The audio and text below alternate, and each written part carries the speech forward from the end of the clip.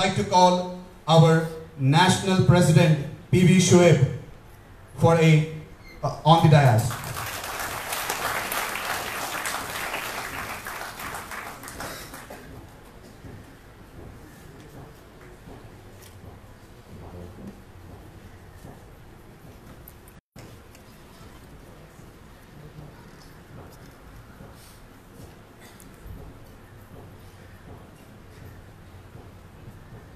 And I also request a great writer, K.S. Bhagwan, to be on the dais.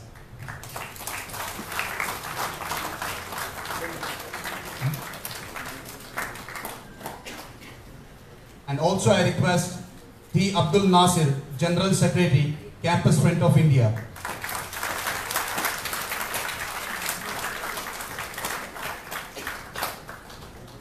And I also like to call our State President of Karnataka, Mohammad Tafsir.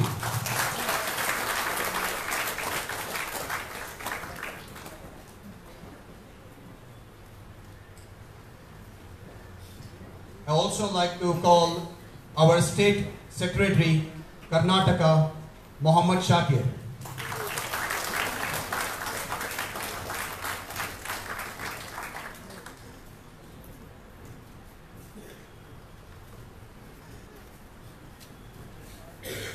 I request Rauf Kota, our National Treasurer, Campus Front of India.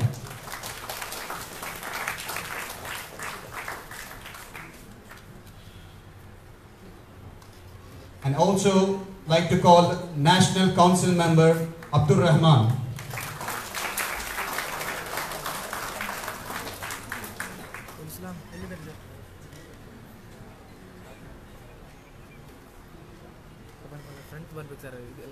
And I also like to call P. Abdul Nasir, National Committee Member.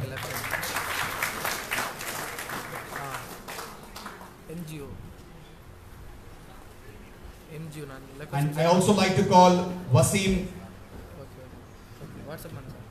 on the dais, National Committee Member, Campus Front of India.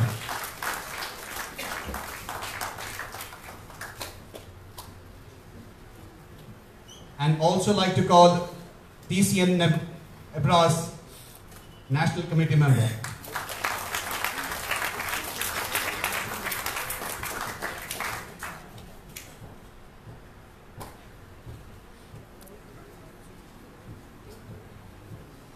And now it is a long time that we were waiting, and now I request our National President PV Shoaib, Campus Front of India, for presidential speech.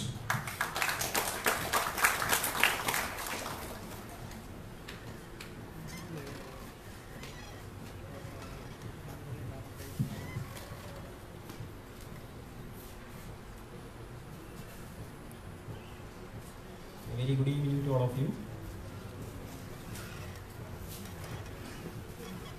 I would like to apologize for the delay. We are 30 minutes late right now, more than 30 minutes.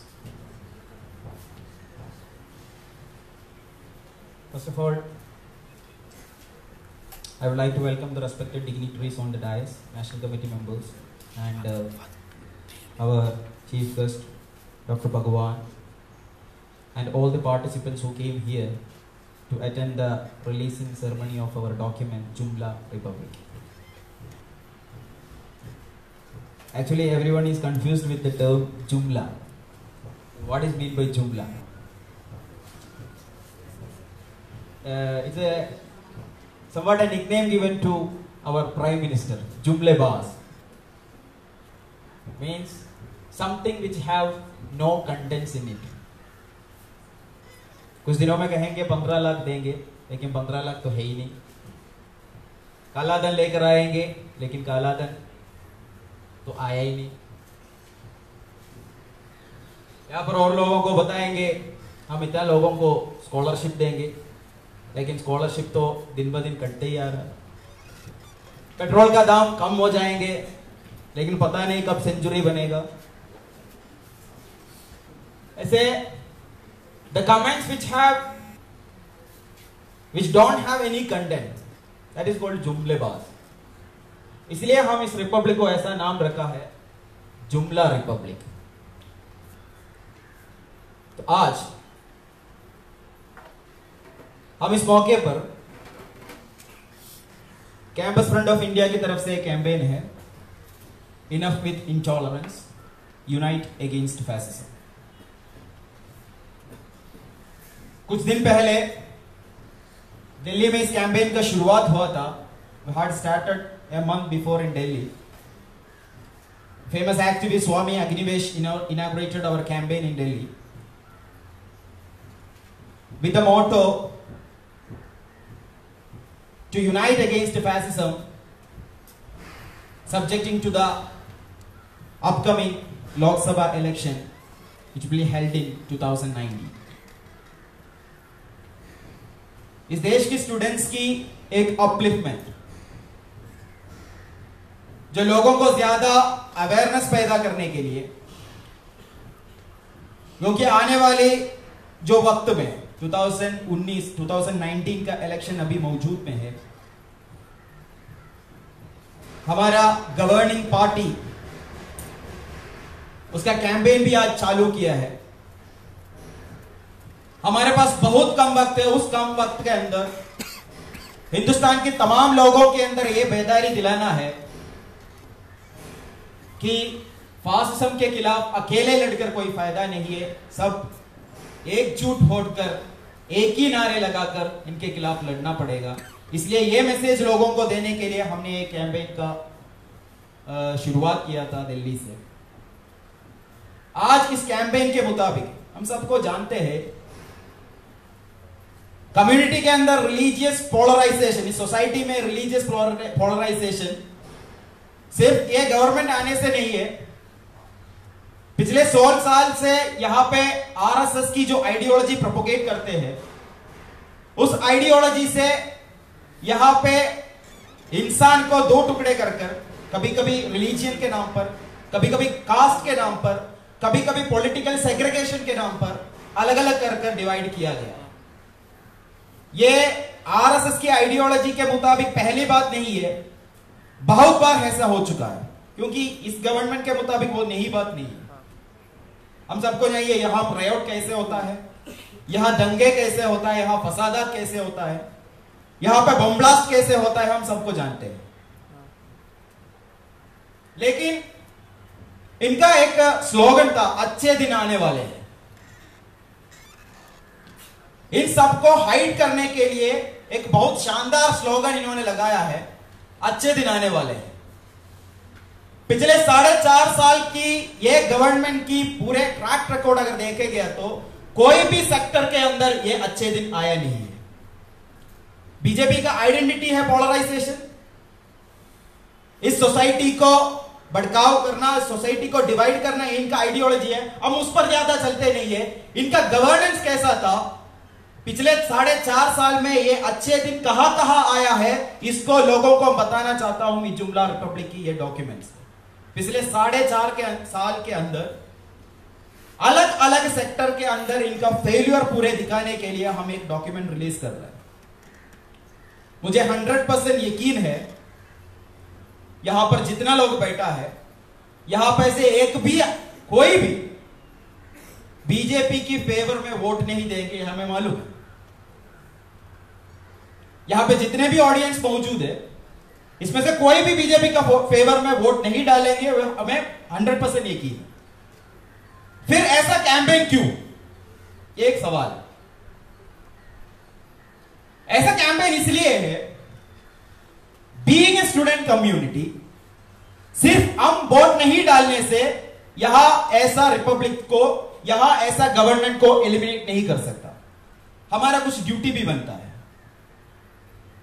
जहां हम belong करते हैं, हमारा society, जो college हो, जो university हो, हमारा गांव हो, हमारा शहर हो, हर एक जगह के अंदर इस गवर्नमेंट की क्या क्या कोताहियां है, इस गवर्नमेंट से हमारा जो डेमोक्रेसी को, हमारा यूनिटी और डाइवर्सिटी को क्या क्या नुकसान हुआ है, यहां का हर एक नुक्कड़ में आकर हम अवेयरनेस पैदा करना है। यह ड्यूटी हम लेकर इधर से जाना है, क्योंकि इधर का कोई भी आदमी ऐसा एक नुकसान वाला गवर्नमेंट को आने वाले जो वक्त के अंदर वोट नहीं देना है, यह रिस्पॉन्सिबिलिटी यहाँ का स्टूडेंट कम्युनिटी टेकअप कर रहे हैं। वो on behalf off campus front of India हम ये कैंपेन इसलिए किया है कि यहाँ पर कोई भी वोट नहीं डालेंगे, लेकिन वोट डालने की एक भी सोच इसके अंदर नहीं पैदा करना है, क्योंकि बीजेपी गवर्नमेंट पिछले 4.5 साल के अंदर जितना नुकसान हमारे इस सोसाइटी के अंदर कर दिया है।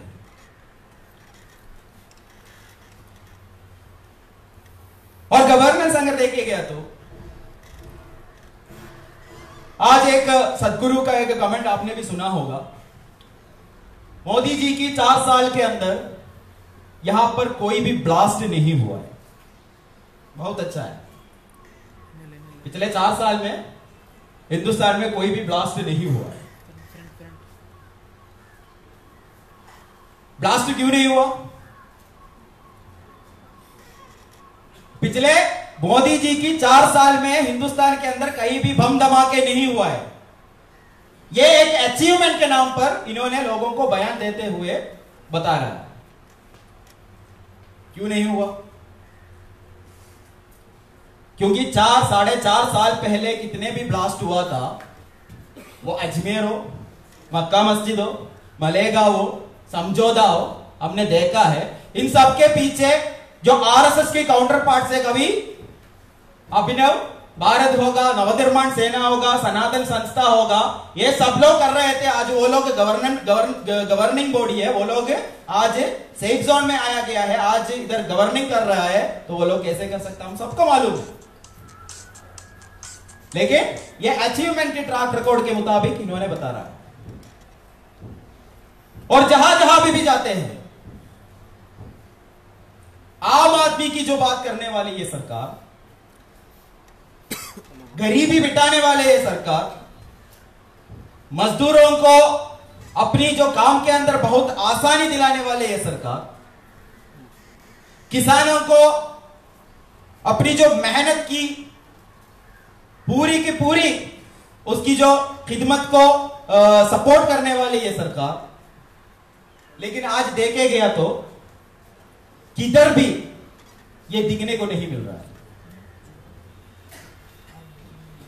यहां का एमपी और एमएलए वैसे बयानात देते हैं। एक राज्यसभा के एमपी अल्फोंस कन्नन, जिन्होंने बताया है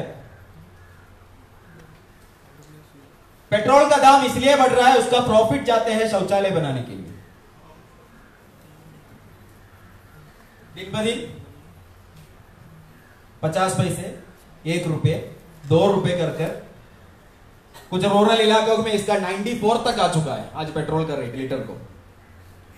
तो हमें डाउट ये है ये जो शौचालय है वो सोने का बनेगा या हीरे का, क्योंकि आप इस देश की तरक्की के लिए आपकी 1-1 रुपया दे रहे हैं। ये इधर स्वच्छ भारत अभियान की जो मुताबिक शौचालय बनाने के लिए दे रहे हैं। हम 120 करोड़ इंसान का दिन ब दिन का पेट्रोल का खर्चे में हम इधर शौचालय बनाने के लिए दे रहे हैं। जितना शौचालय तो अभी रिकॉर्ड का अगर बताया है, उतना शौचालय तो आज बनाया भी नहीं। आज भी रेलवे ट्रैक्स के किनारे जहां पर कूड़ा इकट्ठे करते हैं, हर जगह के अंदर लोग अपना लैट्रिन करते ही आते हैं। तो बनेगा कब? ऐसे ऐसे जुमलेबाजों को, इनकी जुमला इस समाज के अंदर कैसे, मतलब अजीब सी बात है। बहुत सारे स्पोक्स पर्सन बीजेपी का आते हैं, चैनल डिबेट के अंदर अच्छी अच्छी अल्फाजों में बताते हैं। कभी कभी हमको ये नहीं देखने को, कभी भी हमको ये नहीं दिखने को मिल रहा है कि पॉइंट पे कोई बात करे। उनके सामने बाबरी मस्जिद में पूछा गया तो वो लोग कहते हैं बाबरी मस्जिद कोर्ट से तय नहीं होगा, वो तय होगा, यहाँ का संस्कार की बात है, यहाँ का जो हेरिटेज की बात है वो कोर्ट से तय नहीं होगा। यहाँ पर इंसर्जेंस हो रहा है, बहुत सारे फौजियां इधर अटैक होकर मर रहा है। तो उनके सामने अगर कोई सवाल पेश करेगा तो कहेंगे आप लोग एंटी नेशनल, आप ट्रेटर्स। पिछला 10-15 दिन पहले यहां पर बेंगलुरु शहर है जहां पर गौरी लंकेश का किलिंग हुआ था, मर्डर हुआ था। जहां जहां लोग ह्यूमन राइट्स की बात करते हैं, फिस्ताही ताकतों के खिलाफ आवाज उठाते हैं, उनको यहां से कंप्लीटली वैनिश करने का एक नजरिया भी वो फॉलो कर रहे हैं। वो गोविंद बंसारे से लेकर, कलबुर्गी से लेकर, दबोलकर से लेकर, इधर गौरी लंकेश से लेकर आखिरकार उमर खालिद तक पहुंच गया है। लेकिन उमर खालिद उसमें से स्लाइटली उस अटैक से बच गया। लेकिन हम ये उम्मीद नहीं कर सकते कि यहां से फासिज्म अपनी काम रुकेंगे। फासिज्म अपनी पूरी कामों से और आगे आ जाएंगे, पूरी ताकतों के साथ अपने सामने आ जाएंगे। यहां पे एक डर का माहौल इन्होंने पैदा किया है। डर का माहौल क्या है? रिकॉर्ड्स, आपका जुमला रिपब्लिक आपका हाथ में आएगा तो पता चलेगा, जहां पर मॉब लिंचिंग पहले एक दो आता था, अभी वो आम हो गया है। हर एक दिन हम अखबार में मॉब लिंचिंग के बारे में कोई ना कोई स्टोरी पढ़ने को हमको मिल रहा है। वो कभी गौ माता के नाम पे होगा, कभी कैटल ट्रेडिंग के नाम पे होगा, कभी काउ स्टीलिंग के नाम पे होगा, लेकिन कहीं ना कहीं से इसमें गौ माता से कनेक्ट करेंगे। और इतना लिंचिंग इधर हुआ है, वो लिंचिंग से जो लोग जेल में जाते हैं, उसका एक्यूज होकर जेल में जाते हैं, बीजेपी की लोकल बॉडी की वहां का जिम्मेदार होते हैं, वो लोग जेल से बाहर आते हैं, उनको हार पहनाकर स्वीकार करते हैं, वही भी legislative MLA and MPs of BJP. ये कौन सा मैसेज इस दुनिया को देने के लिए चाहते हैं कि आप किसी को भी कत्ल करो, आपको पूरा हिफाजत रखने के लिए हमारा सरकार यहां पर मौजूद है। आप किसी को भी मार सकते हैं, क्योंकि आपको बचाने के लिए आपकी सरकार पूरी ताकत के साथ आपके साथ लड़ने के लिए तैयार है। यह मैसेज देना चाहते हैं। इसलिए हम कल अखबार में पढ़ा है, राजसमंद में जो शंभूलाल है, राजसमंद का लव जिहाद का आरोप लगाकर एक बेगुनाह इंसान को जिंदा जलाने वाला वो शंभूलाल, आज खबर आ रही है कि आगरा कॉन्स्टिट्यूंसी, लोकसभा कॉन्स्टिट्यूंसी में एमपी के लिए लड़ रहा है। अगला एमपी कंटेस्टेंट बनने के लड़ने के लिए तैयारी कर रहा है। क्योंकि एक थ्रेट का मैसेज आपको देते हैं, हम जितने भी गुनाह करेंगे, हम जितने भी इधर यहां का जो लॉ एंड ऑर्डर सिस्टम को हम हाथ में ले लेंगे, तब भी अब हमारे खिलाफ पूछने वाला इधर कोई नहीं बचेगा। पहला बहुत सारे प्रोटेस्ट होता था, एजिटेशन बहुत होता था। हम स्टूडेंट्स होने के नाते हमको मालूम है रोहित वेमुला का इंसिडेंट कैसे हुआ। नजीब का जो फाइल्ड डॉक्यूमेंट्स जो जिम्मेदारों के ऑफिस से गायब हो जाते हैं, सीबीआई हाथ खड़ा करते हैं, इसमें इन्वेस्टिगेशन आगे नहीं जाएंगे क्योंकि हमारे पास कोई सबूत नहीं मिल रहा है। हम सब जानते हैं नजीब गायब होने से पहले जेएनयू के अंदर क्या इंसिडेंट हुआ था, और नजीब जेएनयू की कैंपस से कैसे बाहर गया था, उनके ऊपर वहां का जो एबीवीपी के गुंडा लोगों ने अटैक किया था, हम सब जानते हैं। लेकिन आज तक किसी भी एबीवीपी की वहां की जो कार्यकर्ताओं के सामने कोई भी पूछताछ यहां का जो पुलिस या सीबीआई ने नहीं किया। फिर हमको बताते हैं ऐसा कोई जांच नहीं कर सकते, हमारे पास कोई ऐसा सॉलिड एविडेंस नहीं है कि इससे पूछताछ करो, इनसे क्वेश्चनिंग करो। 2 साल से ज्यादा हो गया, नजीब कहां गया है हमको मालूम नहीं।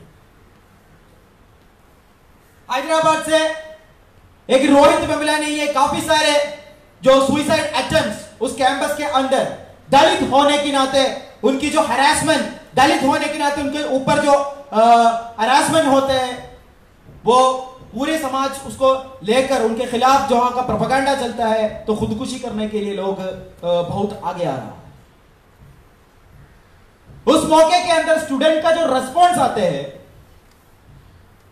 स्टूडेंट इसके खिलाफ कोई प्रोटेस्ट करते हैं, कोई स्ट्रगल करते हैं, उस स्ट्रगल को भी दबाव डालने के लिए कोशिश कर रहा है। जैसे पता है दिल्ली यूनिवर्सिटी का रामजास कैंपस में कोई सेमिनार कर रहा है, यहां के फासिज्म के खिलाफ वहां पर कोई बात करने के लिए आ रहा है, उस चीफ गेस्ट को सबके सामने से मारने के लिए वो लोग तैयार हो रहा है। यहां स्टूडेंट के अंदर एक डिबेटिंग साइकोलॉजी था, एक डिबेटिंग एटमॉस्फेयर था। उस डिबेटिंग एटमॉस्फेयर को पूरे पलटकर वहां पर एक वन मैन फाइट की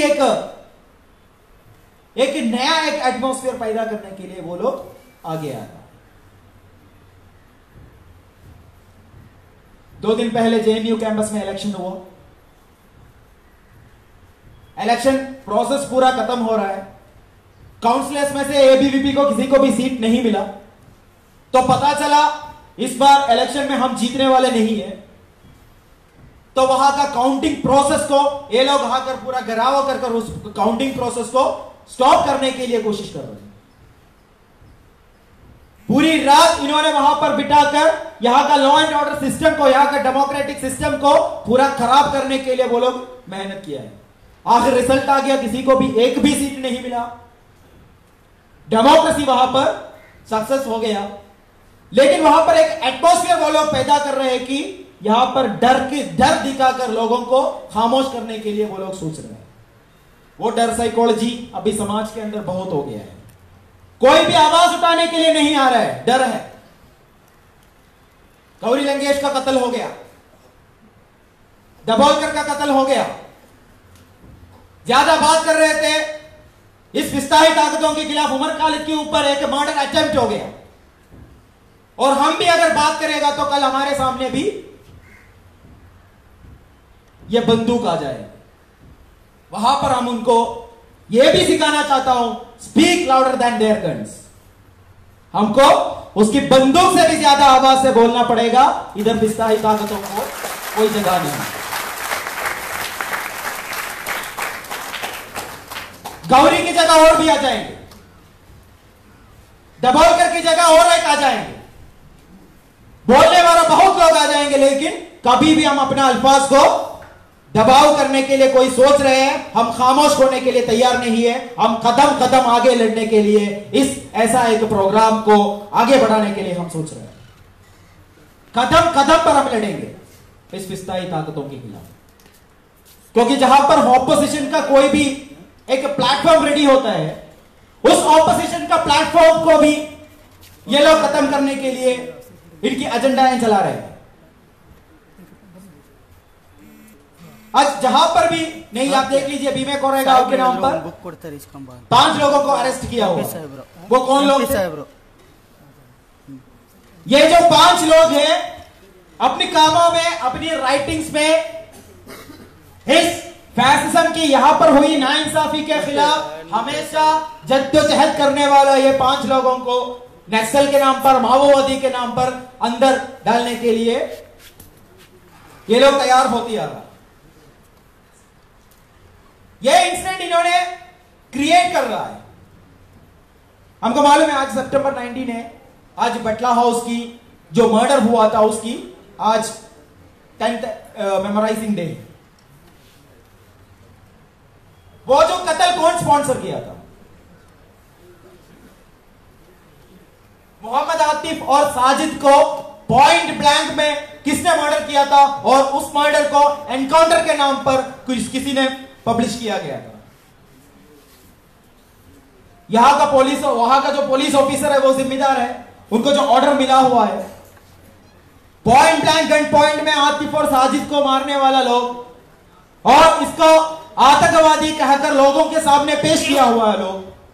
बटला हाउस को आतंकी गढ़ बनाने के लिए लोग ऐसे प्रोपेगेंडा फैलाने वाले लोग, जामिया मिलिया इस्लामिया को आतंकी का फैक्ट्री प्रोड्यूस करने की फैक्ट्री जो कहने वाले लोग हमारे सामने आज भी मौजूद है। वो लोग आज कहते हैं आपका आवाज जब बाहर आते हैं, आपका आवाज जब बाहर आ जाएंगे, उस आवाज को रोकने के लिए हमारे पास अलग अलग टूल्स है, अलग अलग मशीनरी है। वो मशीनरी कभी कभी मीडिया के नाम पर आएंगे, वो मशीनरी कभी कभी ब्यूरोक्रेसी के नाम पर आएंगे, वो मशीनरी इधर के लेजिस्लेटर के नाम पर आएंगे। बहुत सारे इनकी जो चमचा है एक मीडिया में आकर भोगते हैं, वो हर चीज को उठाते हैं। कहीं ना कहीं कोई ऐसे बयान दिया, उस बयान को पकड़ते हुए यहां का सारे मुस्लिम टेररिस्ट। अगर कोई आदिवासियों की बात की, उस जुमला को लेकर आते हैं, तो आदिवासी की बात करने वाला सब लोग माओवादिस्ट और नक्सल। यहां बॉर्डर पे कोई जवान वहां का जो कॉमन सिटीजन के ऊपर कोई अत्याचार करते हैं तो उसको जस्टिफाई करने के लिए आते हैं। वो जवान है, जवान के खिलाफ आप बोलने नहीं, बोलना सही नहीं। यहां पे एक नेशनलिज्म का ऐसा एक एटमॉस्फेयर पैदा किया है। आप सबके बारे में बोल सकते हैं, लेकिन यहां का जवान के बारे में बोल नहीं सकते। इसलिए कुणाल पोस्टमारा के बारे में आप बात नहीं कर सकते। कश्मीरी सिटीजन का राइट्स के बारे में आप बात नहीं कर सकते। कभी कभी हमको ऐसा एहसास होता है, हमारे जैसा इंडियन सिटीजन जो कश्मीरी सिटीजन है, वो लोग हिंदुस्तान का एनिमी कब बन गया है, हमारा दुश्मन कब बन गया है। वहां का जो कश्मीरी लोग अपनी जो राइट्स की बात करते हैं, वो राइट्स की बात जब सामने आते हैं, उनकी जो बातों को वहां का जो बीजेपी जो गवर्नमेंट है, वो लोग दबाव डालकर अपने सामने आते हैं, वो लोग पूरा एंटी नेशनल है। तो हमको ये समझ में नहीं आता नेशनलिज्म और एंटी नेशनलिज्म का डेफिनेशन। नेशनलिज्म और एंटी नेशनलिज्म को हम कैसे डिफाइन करते हैं, उसका क्राइटेरिया क्या है। हम एक नेशनलिस्ट है, वो बनने की क्राइटेरिया क्या है। हमेशा बाबा मोदी कहना है, मोदी जी बाबा हमेशा कहना है, उनकी हर जो प्रोग्राम को, उनकी जो हर कमेंट को हम लोग तारीफ करना है। यहां पर हिंदुत्व आइडियोलॉजी को प्रोपेगेट करने के लिए लोग आते हैं, तो हमारा संस्कार का जो एक हिस्सा है बोलकर हम इसको कमेंट पेश करना है, तब हम बन जाएंगे यहां का नेशनलिस्ट।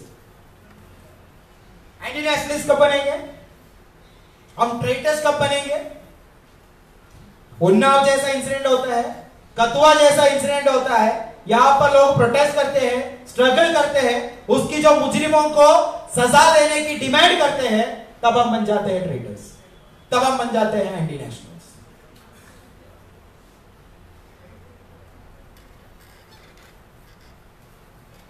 तो हम तय करना है, हम नेशनलिस्ट है या एंटी नेशनलिस्ट है। इन ताकतों के इशारों पर यहां पर हो रहे हैं सारे नाइंसाफी के सामने हम आंख बंद कर कर चलना है, तो हमको नेशनलिस्ट का सर्टिफिकेट मिल जाएगा, लेकिन स्टूडेंट का सर्टिफिकेट नहीं मिल जाएगा। हमको नेशनलिस्ट का सर्टिफिकेट तो मिल ही जाएगा, स्टूडेंट वो नहीं है हमारा किताबों के ऊपर महरूम हो रहा, जो सिलेबस की अंदर अपना जिंदगी जी रहे हैं, वो लोग नहीं है स्टूडेंट्स का एक हिस्ट्री है। जहां पर कोई विरोध की बात आता है, डिसेंट की बात आता है, वो डिसेंट और विरोध का जो मेकिंग ग्राउंड जिसको कहते हैं, वो है कैंपस। उस कैंपस के अंदर से यहां का जो इनजस्ट पॉलिसी के मुताबिक आवाज बुलंद करना पड़ेगा। हमारे सामने शोकॉस नोटिस आएंगे, सस्पेंशन ऑर्डर आ जाएंगे, आपको रेस्ट्रिक्ट किया जाएगा, लेकिन हम इधर से अहद करना है, कुछ भी हो जाए हमारा आवाज को हम नीचे दबाव डालने के लिए हम तैयार नहीं है। हम जो आवाज ऊपर उठाया है, उस आवाज को हम नीचा करने के लिए हम तैयार नहीं है। तो साथियों, यही चीज हम लोगों को बताने के लिए एक कैंपेन की शक्ल में अप टू लोकसभा इलेक्शन, जब वो डिक्लेयर हो जाएंगे उस दिन तक ये कैंपेन हम चालू रखेंगे। हिंदुस्तान के हर कोने के अंदर ये मैसेज लेकर हम जाएंगे, हमको यूनाइट होना है। यूनाइट कैसे होना है? कर्नाटका में एक एग्जाम्पल है, यहां पर आइडियोलॉजी के लिए हम उससे आइडियोलॉजी के लिए हम उससे मतलब सहमत नहीं है। हमारा और उनके आइडियोलॉजी में बहुत फर्क है, लेकिन एक चीज में जब वक्त आ गया, यहां का मेजॉरिटी बीजेपी को हो गया, लेकिन उस वक्त जनता दल और कांग्रेस ने जो कदम उठाया गया है, वो कदम जो मैसेज देते हैं, वो हर जगह के अंदर हमको फैलाना है। क्योंकि आइडियोलॉजी के लिए हम डिफरेंट है, हमारा आइडियोलॉजी और उनकी आइडियोलॉजी में बहुत फर्क है, लेकिन आज हमारे सामने एक ही दुश्मन है, irrespective of party, irrespective of ideology, irrespective of our caste, irrespective of our political background, हमको एक होना चाहिए हमारा एक ही दुश्मन के खिलाफ। अगर वो दुश्मन इधर और आगे बढ़ते आ जाएंगे तो देश की जो डेमोक्रेटिकल वैल्यूज, यहाँ का डेमोक्रेटिकल ईथोस, यहाँ का जो यूनिटी इन डाइवर्सिटी, यहाँ का जो कल्चर, इस पूरे में ये लोग दबाव डाल कर जाएंगे। आगे हम डिस्कस कर जाएंगे हमारा आइडियोलॉजी के बारे में, हमारा पॉलिटिकल बैकग्राउंड के बारे में, ये सब इनको एलिमिनेट करने के बाद हम डिस्कस करेंगे। अभी हमको यूनाइट होना है, क्योंकि और वक्त नहीं, इसलिए हमारे कैंपस में जा रहा हूं, ये मैसेज लेकर हिंदुस्तान के हर कैंपस में जा रहा हूं। यूनियन अलग अलग ऑर्गेनाइजेशन का होगा, लेफ्ट का होगा, जो प्रोग्रेसिव राइट विंग का होगा, और बाकी सारे सेकुलर डेमोक्रेटिक आउटफिट के होगा।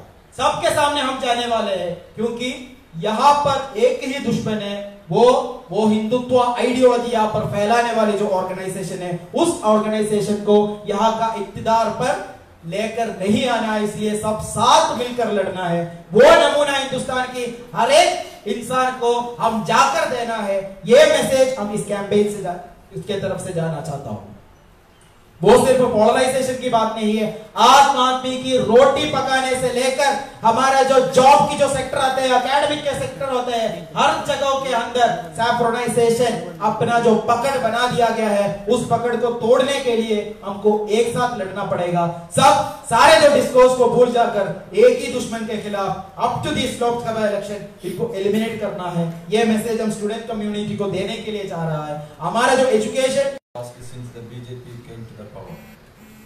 Next general election is due in 2019, and to a large extent the outcome will depend on the degree of sentiment of the public against the ruling party. The atrocities have steadily been mounting in an unprecedented way, and the nation witnessed a growing intolerance against the minorities. The Hindutva forces under the leadership of RSS have used the communal polarization and division for their political gain. The only intention of BJP is to win through the communal vote bank. Communal tensions which took place recently in district of Bihar and West Bengal during Ram Navami and the riots in Muzaffarnagar, Gujarat, Mumbai, Bhagalpur, etc. in the past were part of such an agenda. In fact, RSS in this country has grown through communal fights and caste atrocities to achieve their purpose. They have changed their strategies to polarize masses along the line of their religious identities by fabricating emotional issues related to religion and nationalism. And they called the dissents traitors. Ram Mandir, Goraksha, nationalism, etc. are the most favorite cards which they used to spread hate and occupy power. The lynching and killing innocents in the name of Goraksha are the latest tricks. Beginning from Muhammad Akhlaq to Farooq, the series of mob lynching remain endless till date. The shameful aspects of that BJP leaders like Yogi Adityanath, who are responsible to maintain law and order, are justifying these heinous crimes. Tiranga Yatra for shielding the culprits of the rape and murder of 8-year-old girl Asifa Banu in Katwa district of Jammu and Kashmir show the cruelty and attitude of BJP leaders. Every reform of the government in actually and in reality burdening the poor and benefiting the rich. every government initiative result in subsidizing the rich and taxing the poor. Corporates are the greatest beneficiaries and they play an important role in the policy making mechanism of government. Moreover, they are intervening in the day-to-day functioning of the democratic institution, which is totally against the democratic value of India. Even the smooth functioning of judiciary is under threat, as it was evident from Justice Loya's case. Recent move by the opposition party and senior advocates of Supreme Court for the impeachment of Chief Justice of India and the controversy in connection with the collegium's appointment also speaks of the political influence in the higher judiciary. Universities have been their prime target to suppress the social and cultural ambience for dispensing the agenda of supporting rigors. The prominent central universities such as JNU, HCU, JMU, AMU, etc. are now under threat. The murder of Gauri Lankesh, Govind Pansare and M.M. Kalburgi revealed that fascist forces are eager to stifle all the criticism which exist. The recent arrest of 5 human rights from Maharashtra was a witch hunt against the voice of dissent. Indeed, the country is passing through an undeclared emergency. Campus Front strongly committed to defeating the domination of fascism in every sphere of society. The Lok Sabha election of 2019 will be like a second freedom struggle to reaffirm the idea of India. We have seen in thought of great leaders, Campus Front strongly believes that proper awareness and mobilization is required in every sector of the society to reverse this pitfall, and it is the high time to come out for it. For this point of view, Campus Front is organizing national campaign against fascism. Enough with intolerance, unite against fascism. And it has started from the month of August. The campaign will continue last till Lok Sabha election of 2019. Thank you.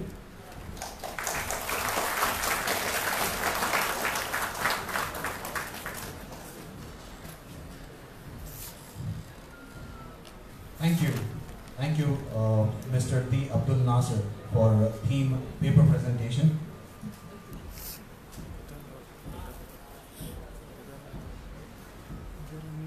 Campus Front strongly committed to defeat the domination of fascism in every shape of the society. The Lok Sabha election of 2019 will be like the second freedom struggle in reforming the idea of India. We have seen in the thoughts of great leaders, Campus Front strongly believes that proper awareness and mobilization is required in every sectors of the society to revise the pitfall, and it is a high time to come out of this.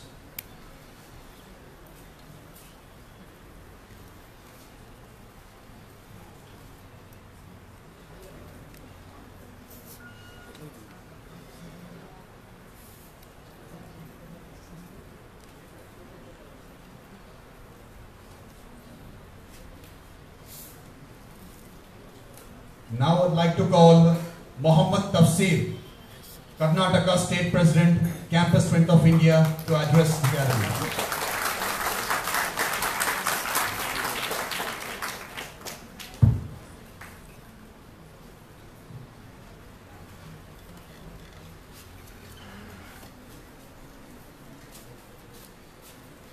ಆತ್ಮೀಯ ವಿದ್ಯಾರ್ಥಿ ಮಿತ್ರರೇ, ಮಾಧ್ಯಮ ಮಿತ್ರರೇ, ಅದೇ ರೀತಿ ನನ್ನೆಲ್ಲ ನೆಚ್ಚಿನ ಸಹಪಾಠಿಗಳು, ನನ್ನ ನಾಯಕರೇ, ಅಸಹಿಷ್ಣುತೆಯನ್ನು ಕೊನೆಗೊಳಿಸೋಣ, ಅದೇ ರೀತಿ ಫ್ಯಾಸಿಸಮ್ನ ಎದುರಾಗಿ ನಾವೆಲ್ಲರೂ ಕೂಡ ಒಂದಾಗೋಣ ಎಂಬ ಘೋಷಣೆಯೊಂದಿಗೆ ಒಂದು ರಾಷ್ಟ್ರೀಯ ಅಭಿಯಾನದ ಅಂಗವಾಗಿ ನಾವೆಲ್ಲರೂ ಕೂಡ ಇವತ್ತು ಒಟ್ಟು ಸೇರಿದ್ದೇವೆ.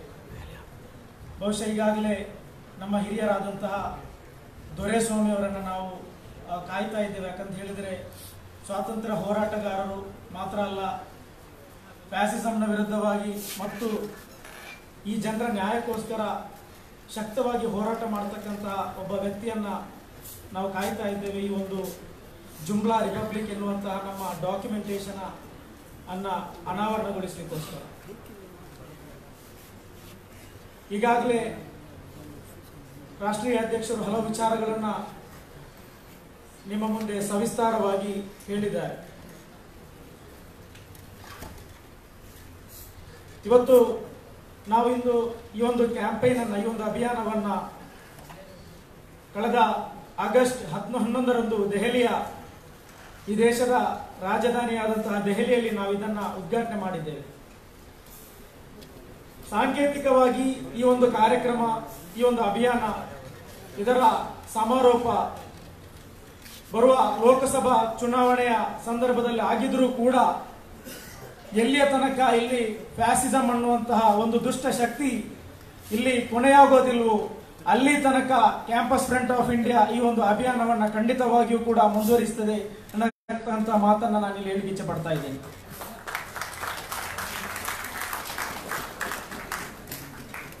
ಸಬ್ಕಾ ಸಾಥ್ ಸಬ್ಕಾ ವಿಕಾಸ್ ಬಹಳಷ್ಟು ಕೇಳಲಿಕ್ಕೆ ಉತ್ತಮವಾದಂತಹ ವಾಕ್ಯ.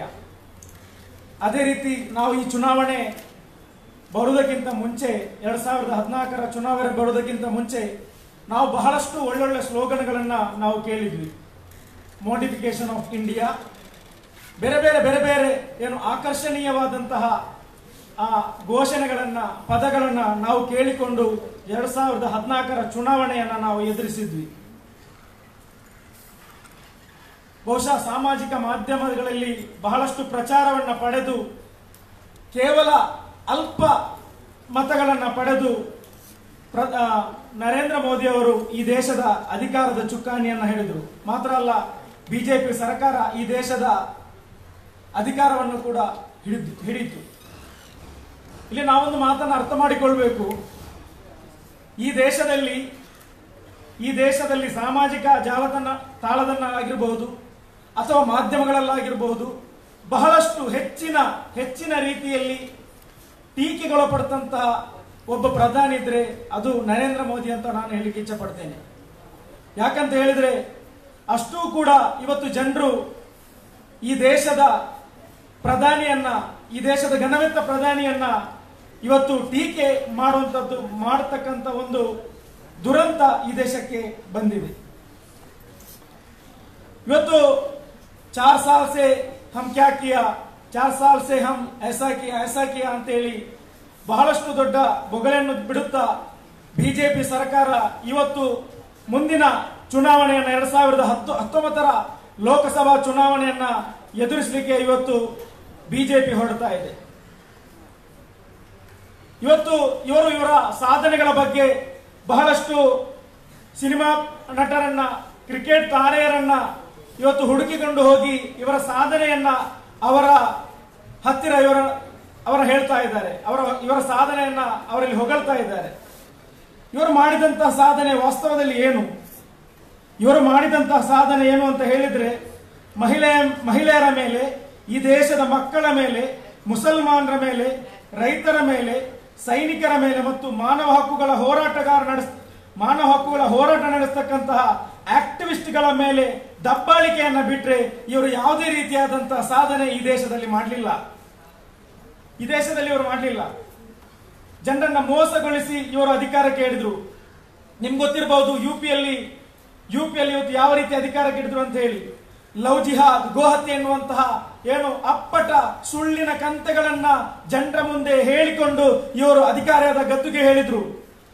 ಜನರಿಗೆ ಆಕರ್ಷಣೀಯವಾದಂತಹ ವಾಕ್ಯಗಳನ್ನ ಹೇಳಿ ಭಾಷಣಗಳ ಮುಖಾಂತರ ಜನರನ್ನ ಮೋಸಗೊಳಿಸಿ ಇವತ್ತು ಅಧಿಕಾರಕ್ಕೆ ಏರಿದ್ರು.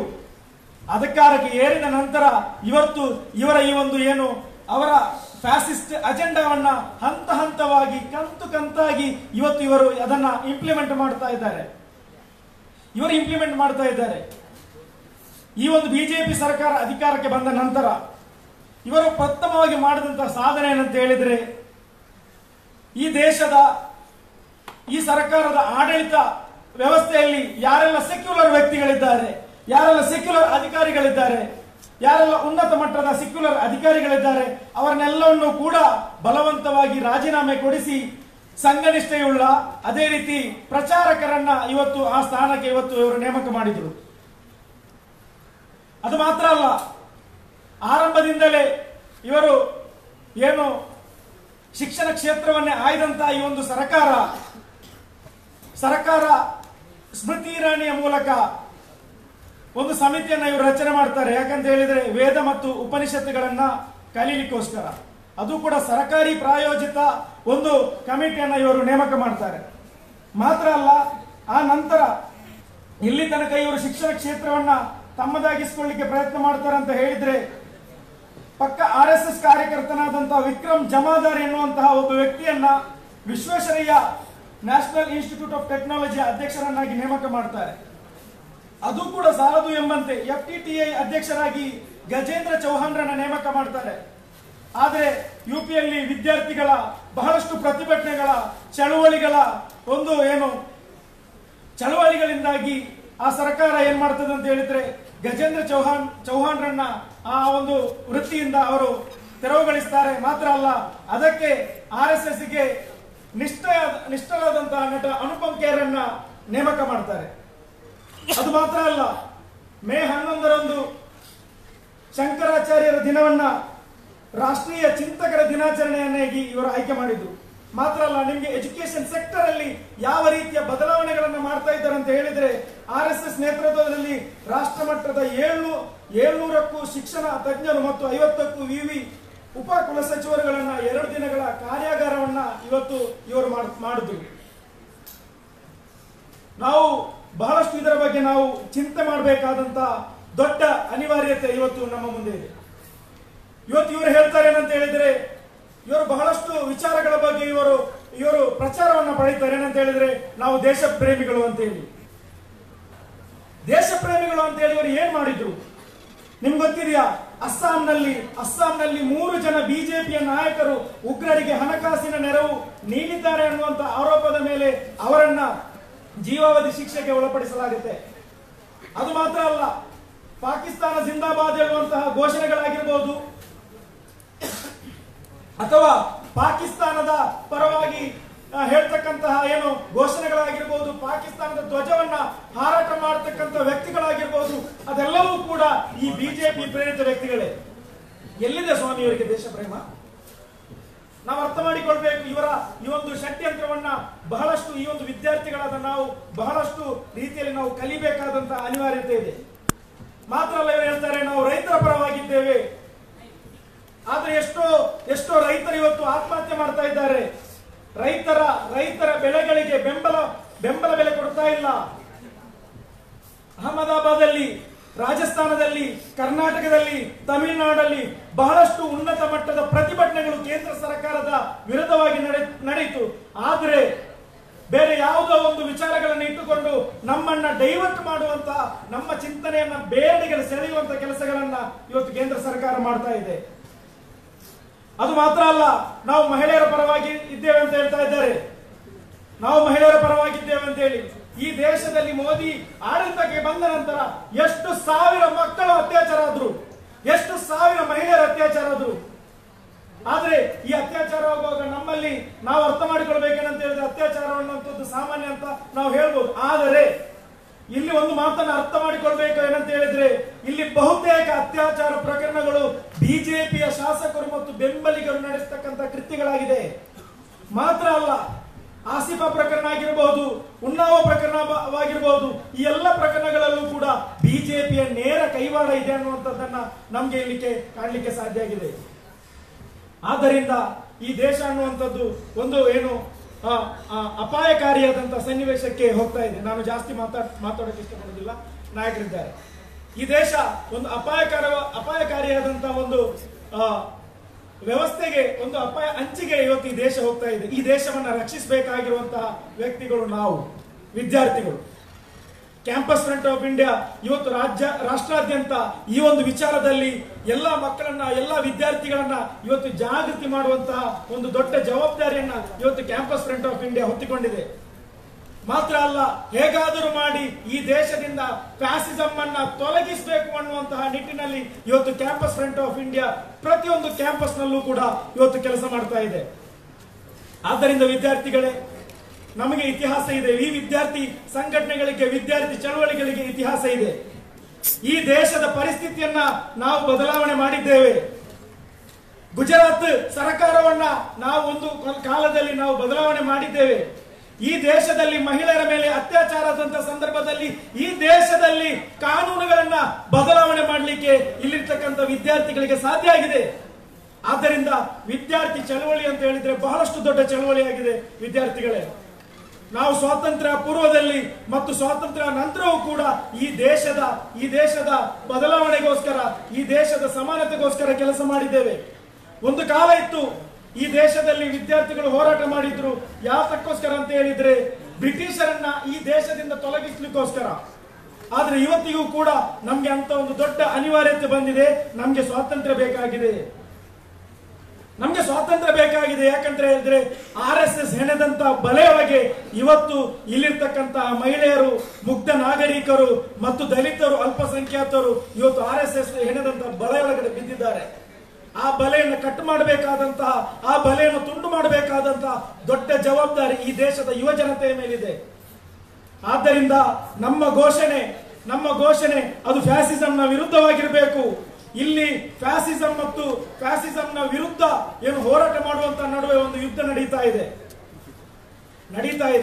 ಆದ್ದರಿಂದ ನಾವು ಎಲ್ಲ ವಿದ್ಯಾರ್ಥಿಗಳು ಕೂಡ ಈ ಒಂದು ನಿಟ್ಟಿನಲ್ಲಿ ಬಹಳಷ್ಟು ನಾವು ಇದರ ಚಿಂತನೆಯೊಂದಿಗೆ ನಾವು ಕಾಲೇಜ್ಗಳಲ್ಲಿ, ಕ್ಯಾಂಪಸ್ಗಳಲ್ಲಿ ಇದರ ಬಗ್ಗೆ ವಿಚಾರಗಳನ್ನು ಮಾಡಿಕೊಂಡು ನಮ್ಮ ವಿದ್ಯಾರ್ಥಿಗಳನ್ನ ಪ್ರಬುದ್ಧರನ್ನಾಗಿ ಮಾಡಿಕೊಂಡು ನಾವು ಈ ದೇಶದಲ್ಲಿ ಒಂದು ಬದಲಾವಣೆಯನ್ನ ತರಬೇಕು.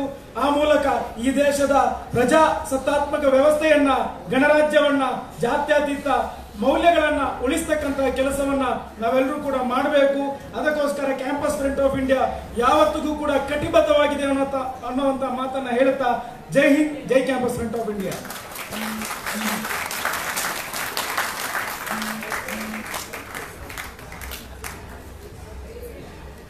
Thank you, Mohammad Tafsir, for your great speech. It's impossible to defeat fascism unless one society are much aware and learn of their fallacious lie and what they have done to us. The critics was to accomplish it. Awareness is very first move in the fight against fascism. Another milestone in history of freedom fight would be the battle against the BJP in Lok Sabha election 2019. I am feeling the smell of victory.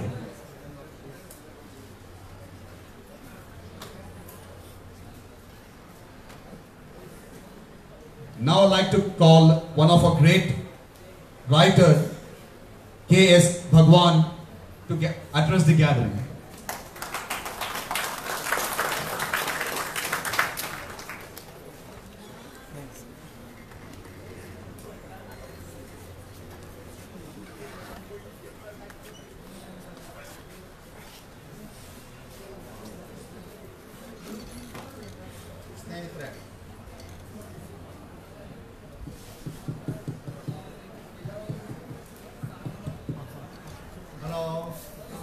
Hello, do you hear me? Oh, okay.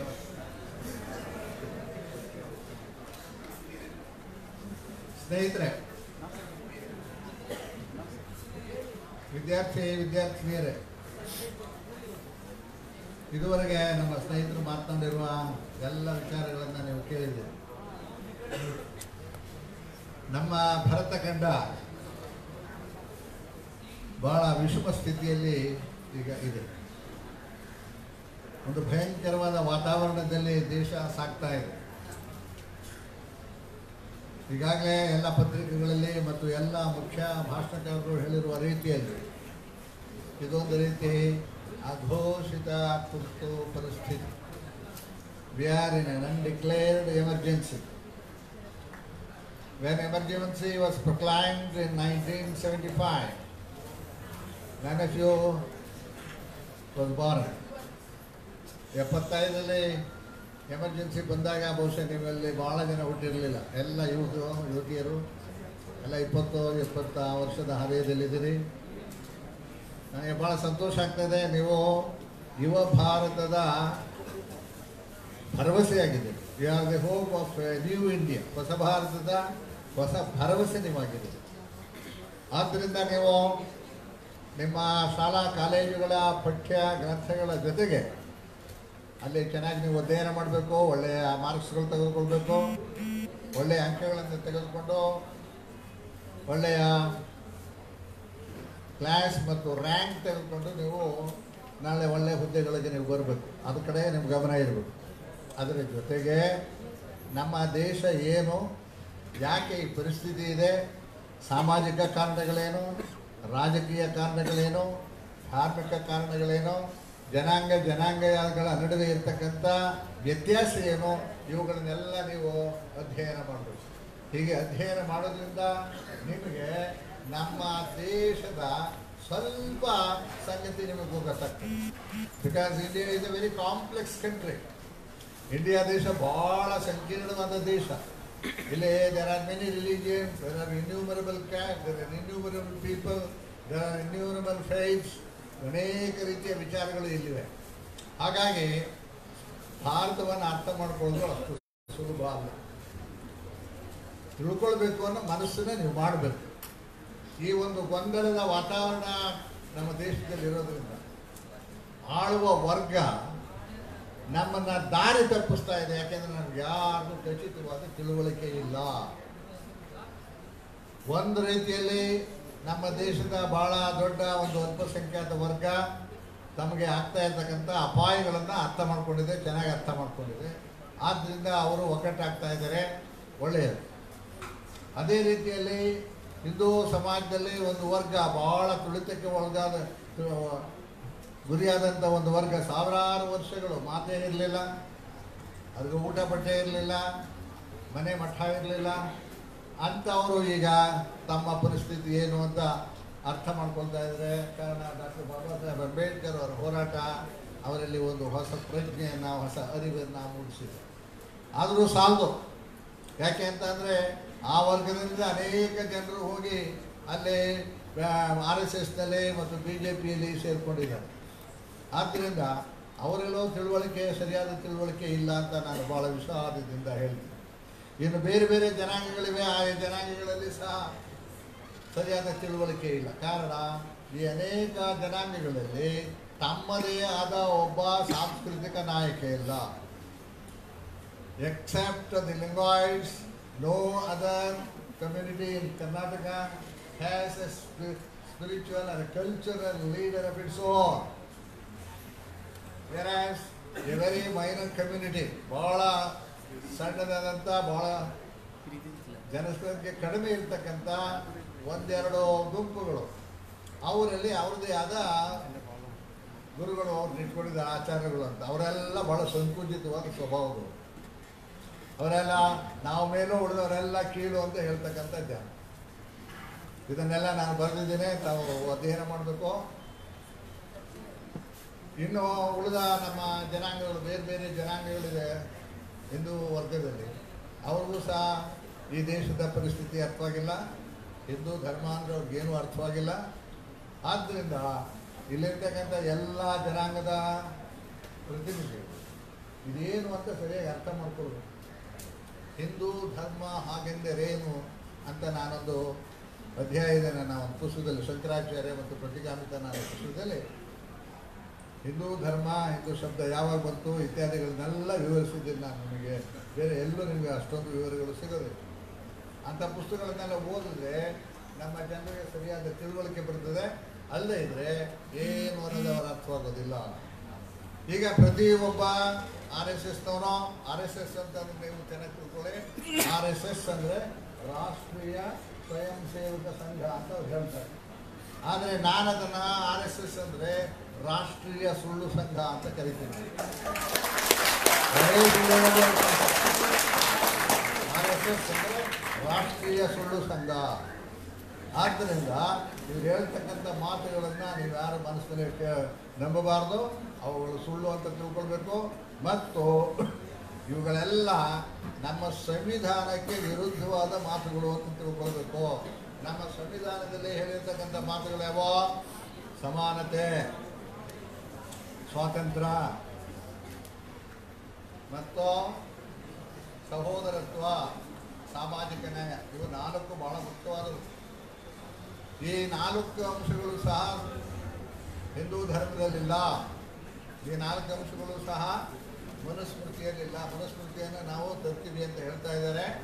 ಅದನ್ನು ಚೆನ್ನಾಗಿ ನೀವು ತಿಳ್ಕೊಳ್ಬೇಕು. ಮನುಸ್ಮೃತಿ ಇಡೀ ದೇಶದ 100ಕ್ಕೆ 98 ಭಾಗದ ಜನರಿಗೆ ವಿರುದ್ಧವಾಗಿದೆ. ಇಷ್ಟೊಂದು ಜನ ಮಾತಾಡ್ತಾ ಇದ್ದಾರೆ. ಅದು ಕನ್ನಡದಲ್ಲಿ ಇದೆ, ಇಂಗ್ಲೀಷಲ್ಲಿದೆ, ಸಂಸ್ಕೃತ ಬೇರೆ ಬೇರೆ ಭಾಷೆಗಳಿಗೆಲ್ಲ ಅನುವಾದ ಆಗಿದೆ. ಯಾರು ಓದ್ತಾ ಇಲ್ಲ. ಯಾರು ಓದ್ತಾ ಇರೋದ್ರಿಂದ ಮನುಸ್ಮೃತಿ ಏನು ಅಂತ ಒಬ್ಬರು ಅರ್ಥವಾಗಿಲ್ಲ. ಆದ್ದರಿಂದ ನೀವು ವಿದ್ಯಾರ್ಥಿಗಳು ನಿಮ್ಮ ಪಠ್ಯ ಪುಸ್ತಕಗಳ ಜೊತೆ ಈ ಕೆಲವು ಪುಸ್ತಕಗಳನ್ನು ನೀವು ಓದ್ಕೊಳ್ಬೇಕು. ಮೊದಲ ಏನೋ 100-200 ಪುಟ ಇದೆ, ಅದು ಓದೋದು ಕಷ್ಟ ಅಲ್ಲ. ಆದ್ದರಿಂದ ನೀವು ನಮ್ಮ ಸಂವಿಧಾನದ ಆಶಯಗಳನ್ನು ಸರಿಯಾಗಿ ಅರ್ಥ ಮಾಡಿಕೊಂಡು ಅವುಗಳನ್ನು ಸುತ್ತಮುತ್ತ ಇರ್ತಕ್ಕಂಥ ನಿಮ್ಮ ಜನರಿಗೆಲ್ಲ ಹೇಳಬೇಕು. ಹೇಳಿ ಈ ತತ್ವಗಳಿಗೆ ವಿರುದ್ಧವಾಗಿ ಯಾವ ಪಕ್ಷ ಇದೆಯೋ, ಯಾವ ಸರ್ಕಾರ ಇದೆಯೋ ಅದರ ವಿರುದ್ಧ ನಾವು ಮತ ಹಾಕಬೇಕು, ವೋಟ್ ಹಾಕಬೇಕು ಅಂತ ನಾವು ನಿರ್ಣಯ ತೆಗೆದುಕೊಳ್ಬೇಕು. ಅಲ್ಲದೆ ಇದ್ರೆ ಮುಂದೆ ಬರ್ತಕ್ಕಂಥ ಚುನಾವಣೆ 2019ರಲ್ಲಿ ನೀವೆಲ್ಲ ನಿದ್ದೆಯನ್ನು ಹೊಡೆದ್ರೆ ನಿದ್ದೆ ಮಾಡೋರೇ ಬೇಕಾಗಿರೋದು ಅವ್ರಿಗೆ. ಆದ್ದರಿಂದ ನಿಮ್ಮನ್ನು ತುಡುಕೊಂಡು ನಿಮ್ಮ ಮೇಲೆ ಅವರು ರಾಜ್ಯಭಾರವನ್ನು ಮಾಡ್ತಾರೆ. ಹಾಗಾಗಿ ಭಾಳ ಎಚ್ಚರಿಕೆಯಿಂದ ನೀವು ಇದನ್ನು ತಿಳ್ಕೊಳ್ಬೇಕು. ಈಗ 2014ರಲ್ಲಿ ಬಂದಂಥ ಸರ್ಕಾರ ಅದು ಕೇವಲ 31%, 100ಕ್ಕೆ 31% ಮತಗಳನ್ನು ಗಳಿಸಿ ಅದು ಕೇಂದ್ರದಲ್ಲಿ ಸರ್ಕಾರವನ್ನು ರಚಿಸಿದೆ. ಅಂದರೆ 69% ಜನ ಹೊರಗಡೆ ಇದ್ದಾರೆ. ಅಂದರೆ ಈ ಸರ್ಕಾರಕ್ಕೆ ಅಥವಾ ಈ ಪಕ್ಷಕ್ಕೆ ವಿರುದ್ಧವಾಗಿದ್ದಾರೆ. ಆ 69 ಜನ ಒಗ್ಗಟ್ಟಾದರೆ 31% ಜನ ಸರ್ಕಾರ ಹೊರಟೋಗ್ತದೆ. ಅದಕ್ಕೆ ಚೆನ್ನಾಗಿ ತಿಳ್ಕೊಂಡಿದ್ದೀವೋ? 69% ಜನ ಅಂದರೆ ನಾನು ಈ ಸಂದರ್ಭದಲ್ಲಿ I feel to all political parties of India who are on the other side of the government and the BJP government. I appeal to everyone of them and I request everyone of them to put one candidate against another, 1:1. If they put one candidate from the BJP, you also put one candidate. Do not put too many candidates against the BJP candidate. ಒಂದು ಬಿಜೆಪಿಯ ಅಭ್ಯರ್ಥಿ ವಿರುದ್ಧ ನೀವು ಅನೇಕ ಅಭ್ಯರ್ಥಿಗಳನ್ನ ಹಾಕಬೇಡಿ. ಒಬ್ಬರನ್ನು ಮಾತ್ರ ಹಾಕಿ. ಆಗ ಸಂಪೂರ್ಣವಾಗಿ ನೀವು ಗೆಲ್ಲಲಿಕ್ಕೆ ಸಾಧ್ಯ ಆಗ್ತದೆ. 1975 ಇಸ್ವಿಯಲ್ಲಿ ಎಮರ್ಜೆನ್ಸಿ ಬಂದಾಗ ಶ್ರೀಮತಿ ಇಂದಿರಾ ಗಾಂಧಿ ಅವರು ಎಮರ್ಜೆನ್ಸಿಯನ್ನು ಇಸ್ವಿಯಲ್ಲಿ ಹೇರಿದಾಗ ಅದಾದ 2 ವರ್ಷದ ನಂತರ 1977ರಲ್ಲಿ ಚುನಾವಣೆಗಳು ನಡೆದವು. ಆ ಸಂದರ್ಭದಲ್ಲಿ ಜಯಪ್ರಕಾಶ್ ನಾರಾಯಣ್ ಅವರು ಎಲ್ಲ ವಿರೋಧ ಪಕ್ಷಗಳ ಜನರಿಗೆ ಕೂರಿಸ್ಕೊಂಡು ಹೇಳಿ ಆ ನಾಯಕರಿಗೆಲ್ಲ ನಂಬಿಕೆಯನ್ನು ಹುಟ್ಟಿಸಿ ಅವರು ಹೇಳಿದ್ರು, ಕಾಂಗ್ರೆಸ್ ಪಕ್ಷದ ಒಂದು ಅಭ್ಯರ್ಥಿ ವಿರುದ್ಧ ನೀವು ಒಂದು ಅಭ್ಯರ್ಥಿಯನ್ನು ಮಾತ್ರ ಹಾಕಿ, 200 ಜನ ಹಾಕಿದ್ರೆ ನೀವು ಸೋಲ್ತೀರಿ ಅಂತ. ಆದ್ದರಿಂದ ಏನಾಯಿತು, ಕಾಂಗ್ರೆಸ್ನವರೆಲ್ಲ ಸೋತೋದ್ರು, ಬೇರೆ ಪಕ್ಷದ ಜನರು ಆ ಸಾರಿ ಗೆದ್ದರು.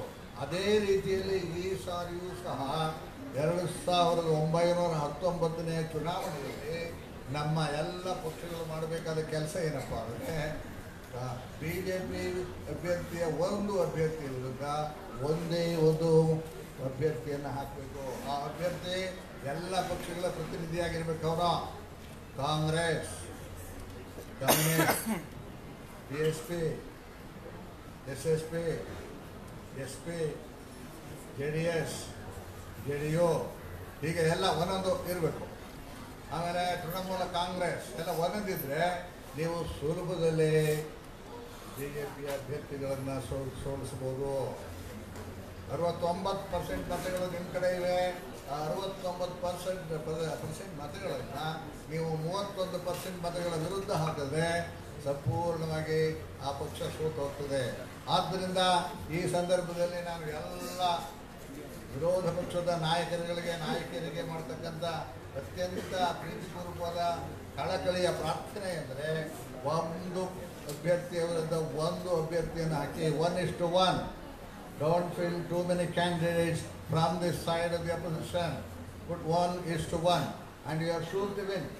ಒಂದು ಅಭ್ಯರ್ಥಿಯ ವಿರುದ್ಧ ಇನ್ನೊಂದು ಅಭ್ಯರ್ಥಿಯನ್ನು ಹಾಕಿದ್ರೆ 1:1 ಹಾಕಿದ್ರೆ ನೀವು ಸಂಪೂರ್ಣವಾಗಿ ಗೆಲ್ತೀರಿ.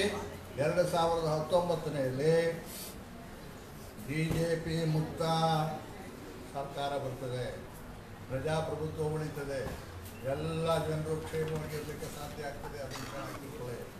ಇನ್ನು ಹೆಚ್ಚು ಸಮಯವನ್ನು ನಾನು ತೆಗೆದುಕೊಳ್ಳೋದಿಲ್ಲ. ನೀವು ಅನೇಕ ಜನ ಮಾತನಾಡೋರಿದ್ದಾರೆ, ನೀವೆಲ್ಲ ಬಂದಿದ್ದೀರಿ, ಭಾಳ ಸಂತೋಷ. ಆದರೆ ನಾನು ನಮ್ಮ ಸ್ನೇಹಿತರಿಗೆ ಹೇಳ್ತಾ ಇದ್ದೆ, 3 ಗಂಟೆಗೆ ನೀವು ಪ್ರಾರಂಭಿಸಬೇಕಾದ ಸಭೆಯನ್ನು 4:15ಗೆ ಪ್ರಾರಂಭಿಸಿದ್ರೆ 1:15 ಗಂಟೆ ಲೇಟು. ಯಾಕೆ? 1 ಗಂಟೆ ನೀವು ವ್ಯರ್ಥ ಮಾಡಿದ್ದೀರಿ.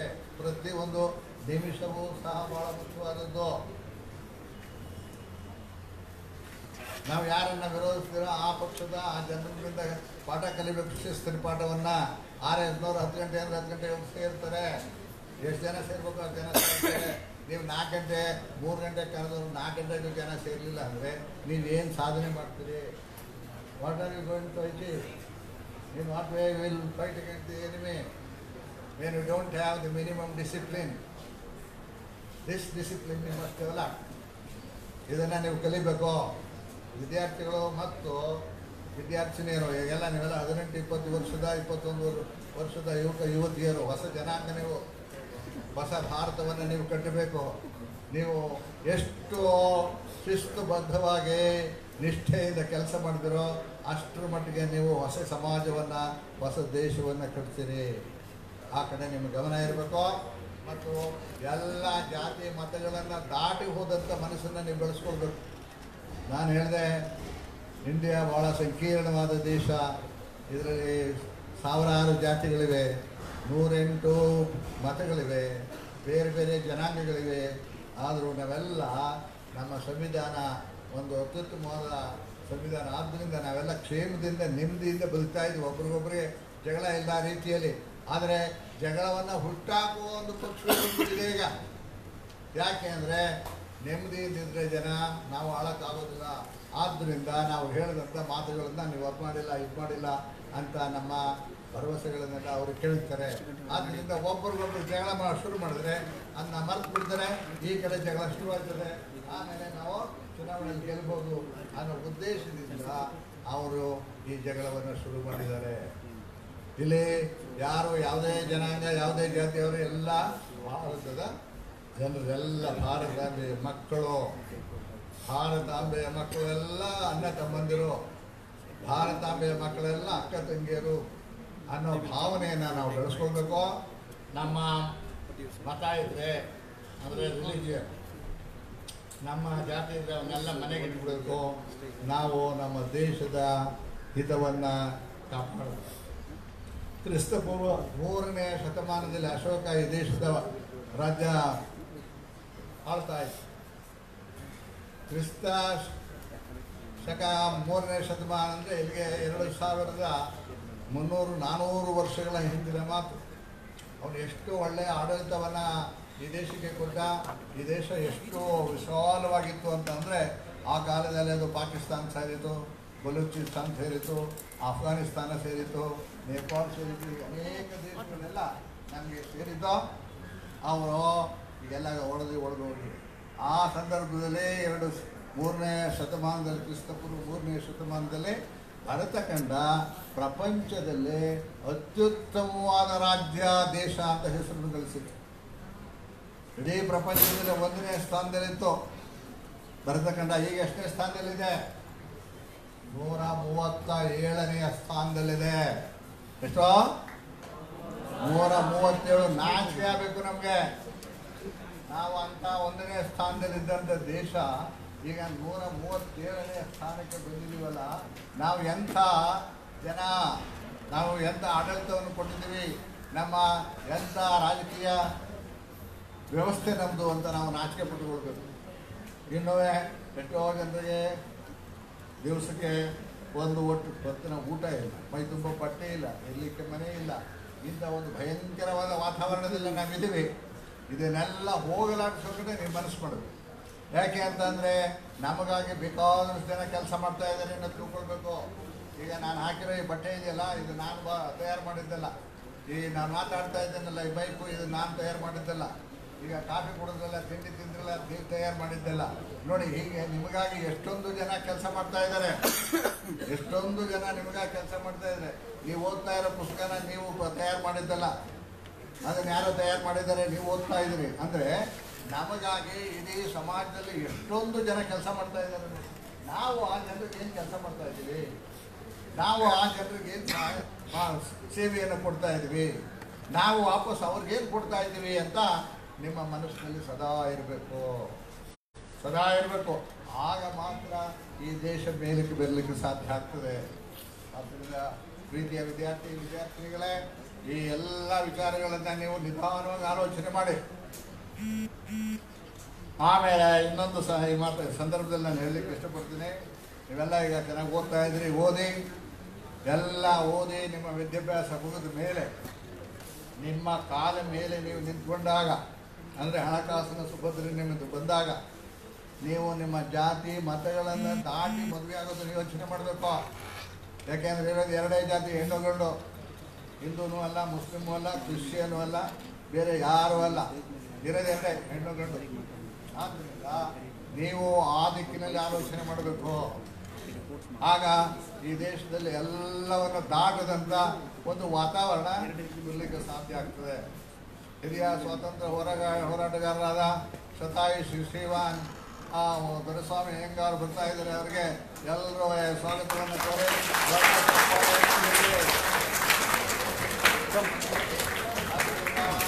ವಿದ್ಯಾರ್ಥಿನಿಯರೇ, ನಿಮ್ಮ ಮನಸ್ಸನ್ನು ಸದಾ ವಿಶಾಲಗೊಳಿಸ್ಕೊಳ್ಳಿ, ಸದಾ ವಿಶಾಲಗೊಳಿಸ್ಕೊಳ್ಳಿ. ಎಲ್ಲ ಎದ್ದು ನಿಂತು ಗೌರವ ಸೂಚಿಸಿದ್ರೆ ಭಾಳ ಒಳ್ಳೆಯದು. ಇನ್ನೊಂದ್ಸರಿ ದೊಡ್ಡ ಚಪ್ಪಾಳೆ ನೋಡಿರೆ.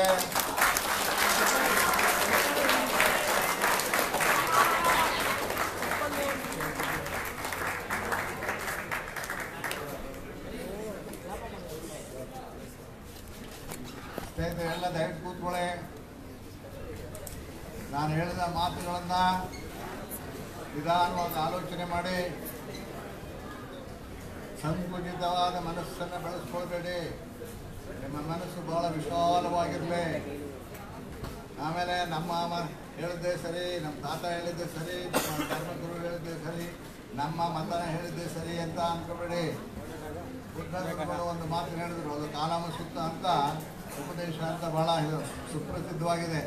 ಅವ್ರು ಹೇಳಿದ್ರು, ನೋಡಿ, ನಾನು ಹೇಳಿದೆ ಅಂತ ನೀವು ನಂಬೇಡಿ, ನಿಮ್ಮ ಧರ್ಮಗುರುಗಳು ಹೇಳಿದ್ರೆ ಅಂತ ನಂಬೇಡಿ, ನಿಮ್ಮ ಧರ್ಮದಲ್ಲಿ, ನಿಮ್ಮ ಧರ್ಮ ಗ್ರಂಥದಲ್ಲಿದೆ ಅಂತ ನಂಬೇಡಿ. ಎಲ್ಲವನ್ನು ಆಲೋಚನೆ ಮಾಡಿ, ಎಲ್ಲವನ್ನು ಆಲೋಚನೆ ಮಾಡಿ, ಯಾವುದು ನಿಮಗೆ ಒಳ್ಳೆಯದಾಗಿದೆಯೋ ಅಷ್ಟೇ ಅಲ್ಲ, ನಿಮ್ಮ ಸಮಾಜಕ್ಕೆ ಒಳ್ಳೆಯದಾಗ ಅಷ್ಟೇ ಅಲ್ಲ, ನಿಮ್ಮ ದೇಶಕ್ಕೆ ಒಳ್ಳೆಯದಾಗ ಅಷ್ಟೇ ಅಲ್ಲ, ಇಡೀ ಪ್ರಪಂಚಕ್ಕೆಲ್ಲ ಒಳ್ಳೆಯದು ಯಾವುದಿದೆಯೋ ಅದನ್ನು ನೀವು ಸ್ವೀಕರಿಸಿ, ಅದನ್ನು ಮುಂದುವರಿಸಿ ಅಂತ ಹೇಳಿ ಭಗವಾನ್ ಬುದ್ಧರು. ಆದ್ದರಿಂದ ನಮ್ಮ ಮನಸ್ಸು ಯಾವಾಗಲೂ ಎಲ್ಲ ದೇಶದ ಎಲ್ಲ ಜನರ ಹಿತವನ್ನು ಬಯಸಬೇಕು. ಎಲ್ಲ ಜನರು ನೆಮ್ಮದಿಯಿಂದ, ಪ್ರೀತಿಯಿಂದ, ಕ್ಷೇಮವಾಗಿ ಬದುಕಬೇಕು, ಸುಖವಾಗಿ ಬದುಕಬೇಕು ಅನ್ನೋ ದೃಷ್ಟಿಕೋನವನ್ನು ನೀವು ಯುವತಿಯರು, 20ರ ಹರೆಯದಲ್ಲಿರ್ತಕ್ಕಂಥ ಯುವತಿಯರು ಬೆಳೆಸ್ಕೊಳ್ಬೇಕು ಅಂತ ನಾನು ಹೇಳಿ ನನ್ನ ಮಾತುಗಳನ್ನ ಮುಗಿಸ್ತಾ ಇದ್ದೇನೆ. ನಮಗೆಲ್ಲ ನನ್ನ ಪ್ರೀತಿಯ ಧನ್ಯವಾದಗಳು. Thank you, sir. Thank you, K.S. Bhagwan, the great writer of India. Thanks for your valuable speech.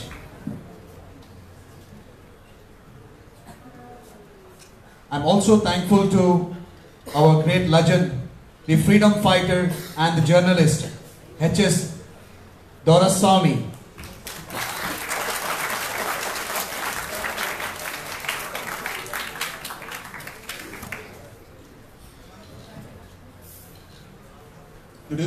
The students community has played a main role in shepherding the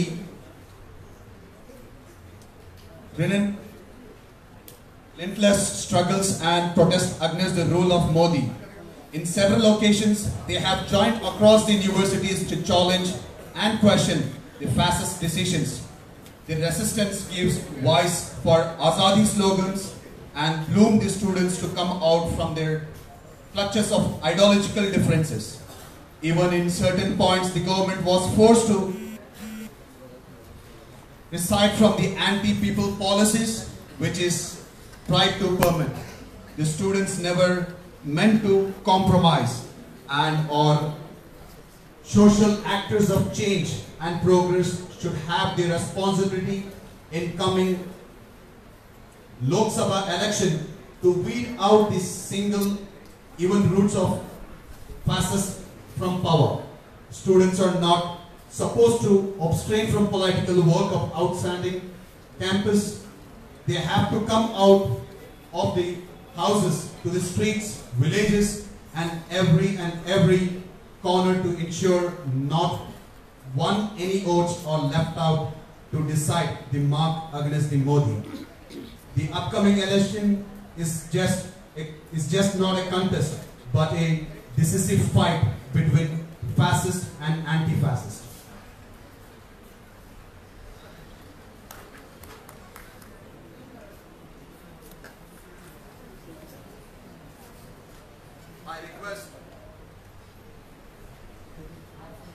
I request P.V. Shoaib, our National President, Campus Friend of India, to hand over official release to H.S. Doraisamy, freedom fighter and the journalist.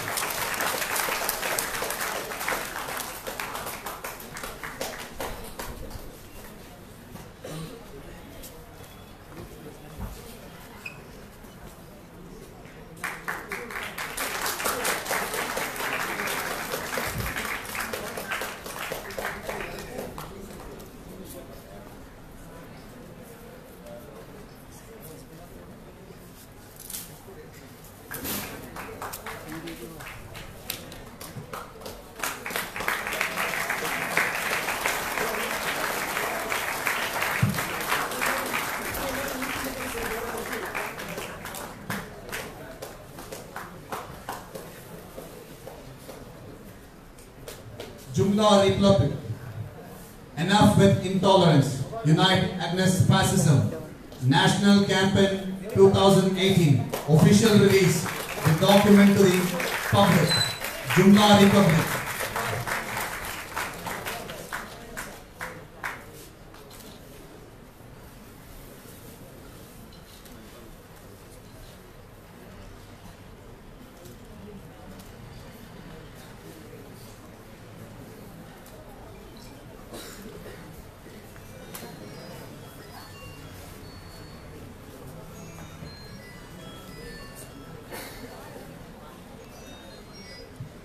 I request our great freedom fighter H.S. Doraisamy to address the students. ಎಲ್ಲರಿಗೂ ಸಲಾಂ.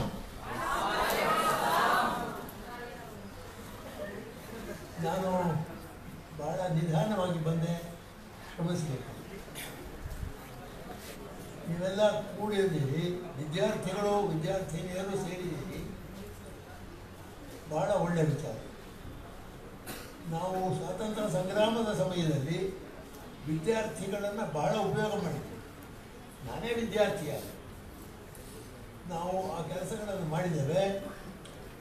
ನಾವು ಆ ಕಾಲದಲ್ಲಿ ಹೇಳ್ತಾ ಇದ್ವು, ಈಗಲೂ ಹೇಳ್ತೇವೆ, ವಿದ್ಯಾರ್ಥಿಗಳನ್ನು ಪದೇ ಪದೇ ಉಪಯೋಗಿಸಬಾರ್ದು. ಯಾಕೆ ಅಂದರೆ ಅವರು ಬೆಳಿಬೇಕು, ಅವರು ವಿದ್ಯಾಭ್ಯಾಸ ಮುಗಿಸ್ಬೇಕು, ಅವರು ಈಸಮ್ ಎಲ್ಲ ಗೊತ್ತಾಗಬೇಕು, ದೇಶದ ಪರಿಸ್ಥಿತಿ ಗೊತ್ತಾಗಬೇಕು, ಮೆಚೂರ್ ಆಗಬೇಕು, ಆಮೇಲೆ ಅವರು ಸಾರ್ವಜನಿಕ ಜೀವನಕ್ಕೆ ಬರಬೇಕು. ಇದು ನಿಯಮ. ಆದ್ದರಿಂದ ಸಾಧಾರಣವಾಗಿ ನಾವು ವಿದ್ಯಾರ್ಥಿಗಳನ್ನು ಮಧ್ಯೆ ಮಧ್ಯೆ ಚಳವಳಿಗೆ ಕರೆಯೋದಿಲ್ಲ. ನಾವು ಏನೋ ಒಂದು ಮಾಡಲೇಬೇಕಾದಂಥ ಸಂದರ್ಭ ಬಂದಾಗ ಆಗ ಮಾತ್ರ ಕರಿತೀವಿ. ಈ ಸರ್ತಿ ಅಂತ ಒಂದು ಸಂದರ್ಭ ಬಂದಿದೆ ಅನ್ನೋ ಮಾತನ್ನು ನಿಮಗೆ ಹೇಳ್ತಾ ಇದ್ದೇನೆ. ಮೋದಿಯವರ ಸರ್ಕಾರ ಬಂದ ಮೇಲೆ ಈ 4 ವರ್ಷದಲ್ಲಿ ಅವರು ಹಿಂದುತ್ವ ಅನ್ನೋದನ್ನು ನಾವು ಒಪ್ತಾ ಇಲ್ಲ. ಹಿಂದೂಯಿಸಮ್ ನಾವು ಒಪ್ಕೋತೀವಿ, ಹಿಂದುತ್ವ ಒಪ್ತಾ ಇಲ್ಲ. ಹಿಂದುತ್ವ ಅದು ಅವರ ಕಾಪಿರೈಟ್, ನಮ್ಮದಲ್ಲ. ನಾವು ಹಿಂದೂಗಳು. ನಾವು ರಾಮಕೃಷ್ಣ ಪರಮಹಂಸರು, ವಿವೇಕಾನಂದರು, ರಾಧಾಕೃಷ್ಣನ್ರವರು, ಗಾಂಧಿಯವರು ಇವರೆಲ್ಲ ಯಾವ ಹಿಂದುತ್ವವನ್ನು ಹೇಳಿದ್ರು ಆ ಹಿಂದುತ್ವದವರು ನಾವು. ಅದರಿಂದ ಅವ್ರಿಗೂ ನಮಗೂ ಬಹಳ ಫರಕ್ಕಿದೆ. ಅವರು ಇವತ್ತು ಅವರು ದೇಶವನ್ನು ತಮ್ಮದೇ ರೀತಿಯಲ್ಲಿ ಕಟ್ಟಬೇಕು ಅಂತ ಹೊರಟಿದ್ದಾರೆ. ರಾಜ್ಯಾಂಗವನ್ನು ಧಿಕ್ಕಾರ ಮಾಡಬೇಕು ಅಂತ ಯೋಚನೆ ಮಾಡ್ತಾ ಇದ್ದಾರೆ. ಮೈನಾರಿಟೀಸ್ ಹೇಗಿಡಬೇಕು ಅನ್ನೋದನ್ನು ವಿಚಾರ ಮಾಡ್ತಾ ಇದ್ದಾರೆ. ಇದೆಲ್ಲ ನಾವು ಒಪ್ಪೋದಿಲ್ಲ. ಆದ್ದರಿಂದ ನಾವು ವಿದ್ಯಾರ್ಥಿಗಳೆಲ್ಲರೂ ಕೂಡ ಕೂಡ್ಕೋಬೇಕು. ವಿದ್ಯಾರ್ಥಿಗಳು ಹೇಗೆ ಅಂತಂದರೆ, ಈ ಬೀಜದ ಕಾಳುಗಳು ನೀವು ಬೆಳೆ ಮಾಡಬೇಕಾದ್ರೆ ಅದಕ್ಕಾಗಿ ಬಹಳ ಸ್ಪೆಷಲ್ ಆಗಿರ್ತಕ್ಕಂಥ ಕಾಳುಗಳನ್ನು ತೆಗೆದಿರ್ತೀವಿ ಬೇರೆ. ಅದನ್ನು ಆವಾಗ ಬಹಳ ದಿವಸ ಉಪಯೋಗಿಸೋದಿಲ್ಲ. ಅದನ್ನು ಬೆಳೆಗೆ ಉಪಯೋಗಿಸ್ತೀವಿ, ನಾವು ಬೆಳೆಗೆ ಮಾತ್ರ ಉಪಯೋಗಿಸ್ತೀವಿ. ಆದರೆ ಕ್ಷಾಮಕಾಲ ಬಂದ್ಬಿಟ್ಟಾಗ, ಹೊಟ್ಟೆಗಿಲ್ಲದೆ ಇರ್ತಕ್ಕಂಥ ಸಮಸ್ಯೆ ಬಂದಾಗ, ದೇಶಕ್ಕೇನೆ ಆಹಾರದ ಕೊರತೆ ಬಂದಾಗ ವಿಧಿ ಇಲ್ಲದೆ ತೆಗಿಬೇಕಾಗ್ತದೆ ಈಚೆಗೆ. ಆದ್ದರಿಂದ ಇಂಥ ಒಂದು ಪರಿಸ್ಥಿತಿ ಇವತ್ತು ಬಂದಿದೆ. ವಿಧಿ ಇಲ್ಲದೆ ಇವತ್ತು ಆ ಕಾಳು ಬೀಜಗಳನ್ನು ತಿನ್ನಬೇಕಾಗಿದೆ. ಯಾವುದನ್ನು ನಾವು ಬಿತ್ತನೆ ಬೀಜ ಅಂತ ಇಟ್ಕೊಂಡಿದ್ದೇವೆ ಅದನ್ನು ತಿನ್ನಬೇಕಾಗಿದೆ. ಅಂಥ ಪರಿಸ್ಥಿತಿ ಇವತ್ತು ಬಂದಿದೆ. ಆದ್ದರಿಂದ ನೀವೆಲ್ಲ ಕೂಡ ಎಲ್ಲವನ್ನು ಮರೆತು ಈ ಒಂದು ಆಪತ್ತನ್ನು ನಾವು ಎದುರಿಸಬೇಕಾಗಿದ್ದ ಪರಿಸ್ಥಿತಿ. 2019ಕ್ಕೆ ಚುನಾವಣೆ ಬರ್ತಾ ಇದೆ. ಆ ಚುನಾವಣೆಯಲ್ಲಿ ನಾವು ಅವ್ರನ್ನ ಇಳಿಸ್ತಕ್ಕಂಥ ಕೆಲಸನ ಇಡೀ ದೇಶದಲ್ಲಿ ಇರ್ತಕ್ಕಂಥ ಎಲ್ಲ ವಿಚಾರವಂತರು ಕೂಡ ಮಾಡಿದ್ದಾರೆ.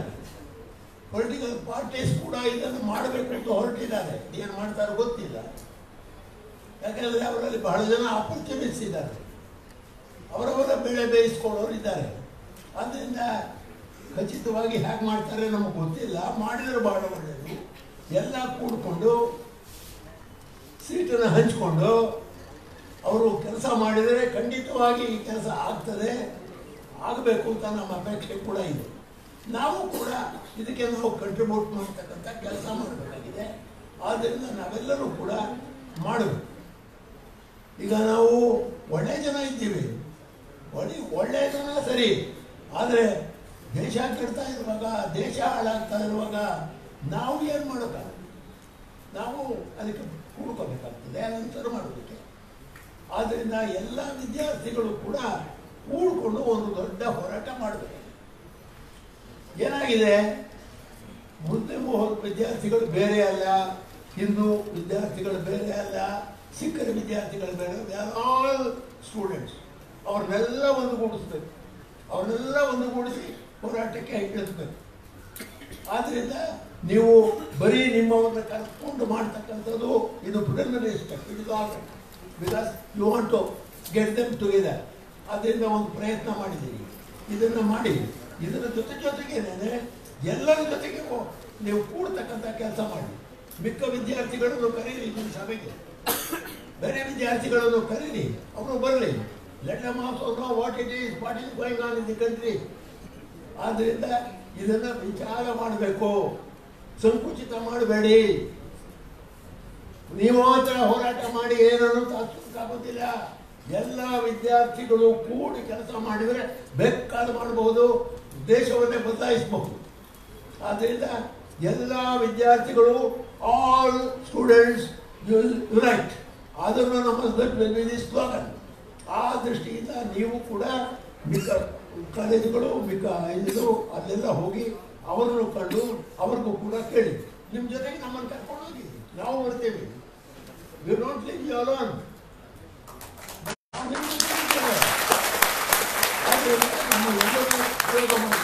ನೀವು ಕೆಲಸ ಮಾಡೋದು. ನಾವು ಬೇರೆ ಅಲ್ಲ, ನೀವು ಬೇರೆ ಅಲ್ಲ. We are all Indians. have a right to live in this country. We are here. Though we are a minority, we are there for the last 2000 years here. ನಾವು ಚೆನ್ನಾಗಿದ್ದೇವೆ, ಒಬ್ಬರಿಗೊಬ್ಬರು ಅನ್ಯೋನ್ಯವಾಗಿದ್ದೇವೆ. ನಾವು ಜಗಳ ಮಾಡೋಕ್ಕಲ್ಲ ಇಲ್ಲಿ ಬಂದಿರತಕ್ಕದ್ದು, ದೇಶ ಕಟ್ಟೋಕೆ ಬಂದಿದ್ದೇವೆ. ಹಿಂದೂ ಮುಸ್ಲಿಂ ಜಗಳ ಮಾಡೋಕ್ಕಲ್ಲ ನಾವು ದೇಶ ಕಟ್ಟೋಕೆ ಬಂದಿದ್ದೇವೆ. ದೇಶದ ಎಲ್ಲರಿಗೂ ಒಳ್ಳೆಯದಾಗಲಿ ಅಂತ ಹೇಳಿ ಕೆಲಸ ಮಾಡೋಕೆ ಬಂದಿದ್ದೇವೆ. ಆದ್ದರಿಂದ ನೀವುಗಳೆಲ್ಲರೂ ಕೂಡ ಆ ದೃಷ್ಟಿಯಿಂದ, ವಿಶಾಲ ದೃಷ್ಟಿಯಿಂದ ಕೆಲಸ ಮಾಡಿ. Student is student, whether he belongs to primary school or postgraduate, he is a student. He should behave only like a student. He should not be sectarian. He should not be a Hindu student, a Muslim student, a Parsi student. That is not the idea at all. Students are students. ಆ ಒಂದು attitude ನೀವು ತಗೊಳ್ಬೇಕು. You should all mix with us, be with us. ಎಲ್ಲರ ಜೊತೆಗೆ ನೀವು ಇರಬೇಕು. ನಿಮಗೆ ಆವಾಗ ಗೌರವ ಜಾಸ್ತಿ ಬರ್ತದೆ, ನಿಮಗೆ ಸ್ಟ್ರೆಂತ್ ತುಂಬ ಜಾಸ್ತಿ ಬರ್ತದೆ, ಕಾನ್ಫಿಡೆನ್ಸ್ ಬರುತ್ತೆ. ಆದ್ದರಿಂದ ಯು ಆಲ್ ತಿಂಕ ಬಿಟ್ಟಿನ ಬ್ರಾಡ್ ವೇ, ಸಂಕುಚಿತವಾಗಿ ಯೋಚನೆ ಮಾಡೋದು ಬೇಡ. ನಾವು ಇದು ಒಳ್ಳೆಯ ಪ್ರಯತ್ನ ಮಾಡಿದ್ದೀರಿ. ವಿದ್ಯಾರ್ಥಿಗಳನ್ನು ಕಟ್ಟಬೇಕು ಅಂತ ವಿಚಾರ ಮಾಡಿದ್ದೀರಿ. ನಿಮ್ಮ ಹುಡುಗರನ್ನ ಬಂದು ಕರ್ಕೊಂಡು ಬರ್ತಾ ಇದ್ದೀರಿ. It's a very good start. ನಿಜವಾಗ್ಲೂ ಇದರಿಂದ ಒಳ್ಳೆಯದಾಗ್ತದೆ ಅಂತ ನಾನು ಭಾವಿಸಿದ್ದೇನೆ. ವಿದ್ಯಾರ್ಥಿಗಳಾದರೂ ಕೂಡ ಬಹಳ ಗಂಭೀರವಾಗಿ ವಿಚಾರ ಮಾಡಬೇಕು, ಪಾಲಿಟಿಕ್ಸನ್ನು ವಿಚಾರ ಮಾಡಬೇಕು. They should know what the politics is, what is going on in the country. ಯಾರೋ ಹೇಳ್ತಾರೆ ಅಂತ ಅಲ್ಲ. ಮೋದಿ, ಈಗ ನನಗೆ ದ್ವೇಷ ಇಲ್ಲ ಮೋದಿ ಮೇಲೆ, ನನಗೆ ಇರ್ತಕ್ಕದ್ದು ಅವರ ಪಾಲಿಸಿ ವಿಚಾರದಲ್ಲಿ. I don't like it. I want get out of that. It is the policy of the BJP that is worrying me. I want to change it. ನಾನು ಆ ದೃಷ್ಟಿಯಿಂದ ಕೆಲಸ ಮಾಡ್ತಕ್ಕದ್ದು. ನೀವು ಹಾಗೆ ಕೆಲಸ ಮಾಡಬೇಕು. ನೀವೆಲ್ಲ ಕೂಡ್ಕೊಳ್ಬೇಕು, ಕೂಡ್ಕೊಂಡು ಹೋರಾಟ ಮಾಡಬೇಕು. ನಾವು ಬದಲಾವಣೆ ಮಾಡೋಕ್ಕೆ ಸಾಧ್ಯ ಇದೆ. ಈ ದೇಶದಲ್ಲಿ ಬದಲಾವಣೆ ವಿದ್ಯಾರ್ಥಿಗಳಿಂದಲೇ ಆದದ್ದು. ನಮ್ಮ freedom struggle ಸಮಯದಲ್ಲಿ students played very important part. ಬಹಳ ಸ್ಟೂಡೆಂಟ್ಸು, ಎಲ್ಲ community students, they all joined and they brought freedom to this country. That is a lot like that. ಈಗ ಎಲೆಕ್ಷನ್ ಹತ್ರ ಬಂತು ಅಂತ ಹೇಳಿ ಇವತ್ತು ಭಗವತ್ ಒಂದು ಸ್ಟೇಟ್ಮೆಂಟ್ ಕೊಟ್ಟು ಇದು ಒಂದು ಲೆಕ್ಚರ್ ಹೊಡೆದಿದ್ದಾರೆ. ಏನು ಹೇಳ್ತಾರೆ ಭಗವತ್? RSS ಚೀಫ್ ನಾಗ್ಪುರದಲ್ಲಿ ಇರ್ತಾರೆ ಅವರು ಈಗೇನು ಹೇಳ್ತಾರೆ ಅಂದರೆ ಮುಸ್ಲಿಮರನ್ನು ನಾವು ಹೊರಗೆ ಕಳಿಸೋದಿಲ್ಲ ಅಂತ ಇವತ್ತು ಮಾತನಾಡಿದ್ದಾರೆ. ಅಂದರೆ ನಿಮ್ಮ ಓಟೆಲ್ಲ ನಮ್ಗೆ ಬರಲಿ ಅಂತ, ಮುಸ್ಲಿಮರನ್ನ ಹೊರಗೆ ಕಳಿಸೋದಿಲ್ಲ ಅಂತ ಹೇಳಿದ್ದಾರೆ. They are not part and parcel of us ಅಂತ ಹೇಳಿಲ್ಲ. They are there at the right, they are right to leave ಅಂತ ಹೇಳಿಲ್ಲ. ನಾವು ಹೊರಗೆ ಕಳಿಸೋಲ್ಲ ಅಂತ ಹೇಳಿದ್ದಾರೆ. ಇವರ ಗುರುಗಳು ಇದನ್ನು ಆರಂಭ ಮಾಡಿದವರು ಅವ್ರಿಗೇನು ಹೇಳಿದರು ಅದನ್ನು ಇವರು ಜ್ಞಾಪಿಸ್ಬೇಕು. ಅದು ಯಾಕೆ ಇವತ್ತಿನ ದಿವಸ ಇದ್ದಕ್ಕಿದ್ದಾಗಿ ಮಾತಾಡಿದ್ರಿ, ಎಲೆಕ್ಷನ್ ಬಂತು ಅಂತ ಈಗ ಮಾತಾಡಿದ್ರಿ ಅಂತ ಕೇಳಬೇಕು ಅವ್ರನ್ನ. ಏನು ಗಿಮಿಕ್ ಆಡ್ತಿದ್ದೀರಾ ನೀವು, ನಮ್ಗೆ ಮೋಸ ಮಾಡ್ತಾ ಇದ್ದೀರಾ ಅಂತ ಕೇಳಬೇಕು ಅವ್ರನ್ನ. ಏನು ಹೇಳಿದರು ಇವರು? ಗೋಲ್ವಾಲ್ಕರ್ ಇವರು ಗುರುಗಳು. ಈ ದೇಶದಲ್ಲಿ ಕ್ರಿಶ್ಚಿಯನ್ ಇರೋ ತನಕ, ಮುಸ್ಲಿಮರು ಇರೋ ತನಕ ಏನ್ರಿ ರಾಷ್ಟ್ರಧ್ವಜ ಹಾರಿಸೋದಿಲ್ಲ ನಾವು. ಅವರ ಜೊತೆಗೆ ನಾವು ಇದನ್ನು ಹಾರಿಸೋಕೆ ತಯಾರಿಲ್ಲ. ಅವರೆಲ್ಲ ದೇಶ ಬಿಟ್ಟು ಹೋದ ಮೇಲೆ ನಮ್ಮ ಭಗವಾನ್ ಧ್ವಜ, ನಮ್ಮ ಧ್ವಜ ಇದೆಯಲ್ಲ, ಹಿಂದೂ ಧ್ವಜ ಅಲ್ಲ, ಅದನ್ನು ಹಾಕ್ತೀವಿ ಅಂತ ಹೇಳಿದರು. What A Shem. ನೀವೆಲ್ಲ ಹೋಗ್ಬೇಕಂತೆ. ಆಮೇಲೆ ಅವ್ರಿಗೊಂದು ಹಿಂದೂಗಳನ್ನೇ ಕೂಡಿದಂಥ ಒಂದು ರಾಜ್ಯ ಮಾಡಿಕೊಂಡು ಅವರ ಬಾವುಟ ಹಾಕೋಬೇಕಂತೆ. This is what he said those days. ಇವರು ಹಿಂದಕ್ಕಿಂತ ಬದಲಾಯಿಸಿದ್ರು. ಯಾರು ಪಾಲಿಸಿ ಬದಲಾಯಿಸಿದ್ರು? ಅದು ಈ ಸಮಯದಲ್ಲಿ ಮಾಡಿದ್ರಿಂದ ನಮಗೆ ನಿಮಗೆ ಗುಮಾನ ಇದೆ, ನೀವು ಎಲೆಕ್ಷನ್ಗೋಸ್ಕರ ಗಿಮಿಕ್ ಮಾಡ್ತಿದ್ದೀರಿ ಅಂತ ಹೇಳಿ. ಈಗ ಎಲ್ಲರನ್ನೂ ಹೂ ಮಾಡೋದಕ್ಕೆ ಪ್ರಯತ್ನ ಪಡ್ತಿದ್ದೀರಿ ಅಂತ ಅನ್ಕೊಂಡಿದ್ದೀವಿ. ನಿಮ್ಮ ಆಟಗಳೆಲ್ಲ ನಮ್ಗೆ ಗೊತ್ತಾಗ್ತದೆ. ನಾವು ಯಾವ ಪಾರ್ಟಿನೂ ಇಲ್ಲ, ನಾವು ಯಾರನ್ನೂ ನಾವು RSS ಆಗಿ ನಾವು ಯಾರನ್ನೂ ಬೆಂಬಲಿಸೋದಿಲ್ಲ. ನಾವು ಸ್ವಯಂ ಸೇವಕರಿಗೆ ಅವಕಾಶ ಕೊಟ್ಬಿಟ್ಟಿದ್ದೇವೆ. ಎಲ್ಲಿ ಬೇಕಾದರೂ ಹೋಗಿ, ಯಾರ ಜೊತೆಗಾದರೂ ಇರಿ ಅಂತ. ಒಳಗಡೆ ಫರ್ಮಾನ್ ಏನಂದ್ರೆ BJPಯನ್ನು ತರೋದಕ್ಕೆಲ್ಲ ಏರ್ಪಾಡು ಮಾಡಿ ಅಲ್ಲೇ ಮಾಡಿ ಅಂತ ಒಳಗಡೆ ಫರ್ಮಾನ್ ಕೊಡ್ತಾರೆ. ಈಚೆ ಕಡೆ ಹೇಳ್ತಾರೆ ನೋ, ನಮಗೇನು ಸಂಬಂಧ ಇಲ್ಲ ಎಲೆಕ್ಷನ್ಗೂ ನಮಗೂ, ನಾವು ಪ್ರತ್ಯೇಕವಾಗಿ ನಾವು ಅದನ್ನು ಎಲೆಕ್ಷನ್ಗೆ ಬರೋದಿಲ್ಲ. ನಾವು RSS ಯುವಕರಿಗೆ ನಾವು ಅವಕಾಶ ಕೊಟ್ಟಿದ್ದೀವಿ, ಎಲ್ಲಿ ಬೇಕಾದರೂ ಹೋಗ್ತೀವಿ ಅಂತ ಈ ಥರ ಮಾತುಗಳಾಡ್ತಾರೆ. ನೋಡಿ, ಇದೆಲ್ಲ ನಂಬಬೇಡಿ, ಇದು ಎಲೆಕ್ಷನ್ ಸ್ಪೀಚ್. ಎಲೆಕ್ಷನ್ ಸ್ಪೀಚ್ ಎಲ್ಲ ಎಕ್ಸಾಜರೇಷನ್. ಎಲೆಕ್ಷನ್ ಸ್ಪೀಚಲ್ಲಿ ವೋಟ್ ಹೊಡೆಯೋದು ಹೇಗೆ ಅನ್ನೋದ್ರ ಕಡೆ ಗಮನ ಇರುತ್ತೆ ಹೊರತು ಸತ್ಯ ಹೇಳಬೇಕು ಅನ್ನೋದ್ರ ಕಡೆ ಇರೋದಿಲ್ಲ. ಆದ್ದರಿಂದ ಬರೀ ಅಸತ್ಯದ ಮಾತನ್ನು ಆಡ್ತಾ ಇದ್ದಾರೆ. ನಮ್ಮನ್ನು ಒಂದು ಫೂಲ್ಸ್ ಅಂತ ಅಂದ್ಕೊಂಡ್ಬಿಟ್ಟಿದ್ದಾರೆ. ಮಹಮ್ಮದಿಯರನ್ನ ಒಂದು ಫೂಲ್ಸ್ ಅಂದ್ಕೊಂಡ್ಬಿಟ್ಟಿದ್ದಾರೆ. ನಿಮ್ಮ ಜೊತೆ ಇವನ್ನ ಓಡಿಸೋದಿಲ್ಲ ಅಂದರೆ ತೆಗೆದು ಓಟುಗಳನ್ನೆಲ್ಲ ಹಾಕ್ಬಿಡ್ತಾರೆ ಅಂತ ಯೋಚನೆ ಮಾಡ್ತಾ ಇದ್ದಾರೆ. Be careful about them, be careful about them. ಅದಕ್ಕೆ ಅವಕಾಶ ಕೊಡಬೇಡಿ. ನಿಮ್ಮ ಮನೆಗಳಲ್ಲಿ ಹೇಳ್ರಿ, ಎಲ್ರಿಗೂ ಹೀಗೆ ಮಾಡಬೇಕು ಅಂತ ಹೇಳ್ರಿ. ಮೋದಿಯವರ ಸರ್ಕಾರ ಹೋಗಬೇಕು ಅಂತ ಹೇಳ್ರಿ. ಅದಕ್ಕೇನು ಬೇಕು ಅದನ್ನು ಮಾಡ್ರಿ. ನಿಮ್ಮ ಮನೆ ಓಟುಗಳು ಒಂದು ಇದೆಲ್ಲ ಮಾಡಬೇಕಾಗಿದೆ. ನೀವೆಲ್ಲ ಬೀದಿಗೆ ಇಳಿಬೇಕಾಗಿದೆ.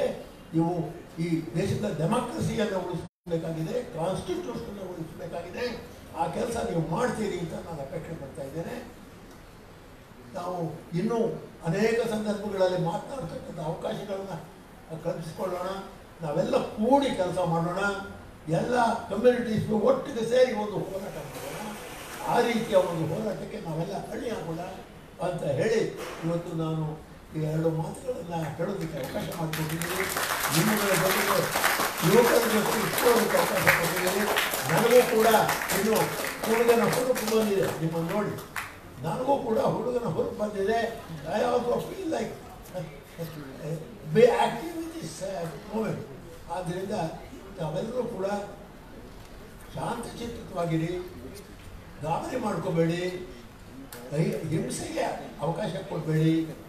ಭಾಳ ಗಂಭೀರವಾಗಿ ನಮ್ಮ ಹೋರಾಟವನ್ನು ಮಾಡಬೇಕು. ಗಂಭೀರವಾದ ಜನ ತಿಳಿಸ್ಬೇಕು. ಉದ್ರೇಕದ ಮಾತಾಡಬಾರ್ದು, ಫ್ಯಾಕ್ಟ್ ಮಾತು ಅದೆಲ್ಲ ಬೇಡ. ನಮಗೆ ತೆಗೆದು ಹಾಕಬೇಕು. ನಾವು ಅಷ್ಟೇ. ಅವರು ಸರಿ ಇಲ್ಲ, ಅವರ ನೀತಿ ಸರಿ ಇಲ್ಲ, ಅವರ ಹಿಡನ್ ಅಜೆಂಡಾ ಅದು ಇರೋದರಿಂದ ನಮಗೆ ಬಾಧಿಕೆ ಆಗ್ತಾ ಇದೆ. ಆದ್ದರಿಂದ ಆ ಹಿಡನ್ನಿಂದ ನಾವು ತೆಗೆದು ಹಾಕಬೇಕಾಗಿದೆ. ಆದ್ದರಿಂದ ಮೋದಿಯವ್ರನ್ನ ನಾವು ತೆಗೆದು ಹಾಕಬೇಕಾಗಿದೆ. ಅದಕ್ಕೆ ನಾವು ಎಲ್ಲ ಜನ ಕೂಡಿಕೊಂಡ್ರೆ ನಾಟ್ ಎ ವೆರಿ ಡಿಫಿಕಲ್ಟ್. ಖಂಡಿತ ಆಗುತ್ತೆ. ಆ ಕೆಲಸದಲ್ಲಿ ನೀವೆಲ್ಲರೂ ಕೂಡ ಇನ್ನು ಒಂದು ಎಲೆಕ್ಷನ್ ಬರೋ ತನಕ ಇನ್ನೊಂದು ವರ್ಷ ನೀವೆಲ್ಲ ತುಂಬ ಆ್ಯಕ್ಟಿವ್ ಆಗಿರಬೇಕು ಅಂತ ನಾವು ಹೇಳ್ತೀವಿ. ನೀವು ನಿಮ್ಮ ಓದುಗಳು ಅದು ಇದು ಮಾಡ್ಕೊತಾ ಅಷ್ಟೇ ಆ್ಯಕ್ಟಿವ್ ಆಗಿ ಪಾಲಿಟಿಕ್ಸಲ್ಲೂ ಇರಬೇಕು. ಪೊಲಿಟಿಕಲ್ ಥಿಂಕಿಂಗು ನಿಮ್ಮಲ್ಲಿ ಜಾಸ್ತಿ ಆಗಬೇಕು. ನೀವುಗಳು ಕೂಡ ಎಲ್ಲ ಸಂಘಟನೆ ಆಗಬೇಕು. ಶುಡ್ ಆಲ್ ಕನ್ಸಾಲಿಡೇಟ್ ಟುವರ್ಡ್ಸ್ ಆ ಒಂದು ಕೆಲಸವನ್ನು ಮಾಡಿ ಅಂತ ಹೇಳಿ ನಿಮ್ಮಲ್ಲಿ thank you. Thank you, sir. Thank you, Mr. Goswami, for your valuable speech. And your presence is our motivation, and we definitely struggle and bring justice to the people. Enough with intolerance, unite against fascism. National Campaign 2018.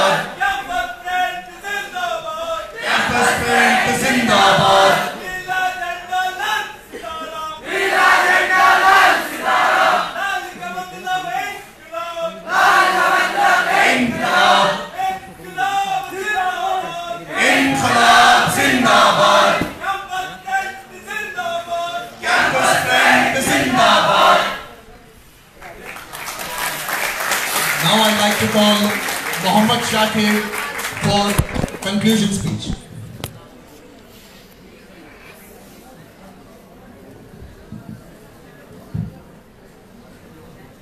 Fascism ವಿರುದ್ಧ ಒಂದಾಗೋಣ ಎಂಬಂತಹ ರಾಷ್ಟ್ರೀಯ ಅಭಿಯಾನದ document ರಿಲೀಸಿನ ಕೊನೆಯ ಘಟ್ಟದಲ್ಲಿ ನಾವಿದ್ದೀವಿ. ಇವತ್ತು ಈ ಒಂದು ರಾಷ್ಟ್ರೀಯ ಅಭಿಯಾನದ ಈ ಒಂದು ಡಾಕ್ಯುಮೆಂಟ್ ರಿಲೀಸ್ ಬಹಳ ಯಶಸ್ವಿಯಾಗಿ ನಮಗೆ ನಡೆಸಲಿಕ್ಕೆ ಸಾಧ್ಯವಾಗಿದೆ. ಮೊದಲನೇದಾಗಿ ನಾನು ಸೃಷ್ಟಿಕರ್ತನಿಗೆ ನಾನು ಸರ್ವಸ್ತುತಿಯನ್ನು ಮಾಡ್ತಾ ಇದ್ದೀನಿ. ಆತ್ಮೀಯ ವಿದ್ಯಾರ್ಥಿಗಳೇ, ಇವತ್ತು ನಮ್ಮ ನಾಯಕರು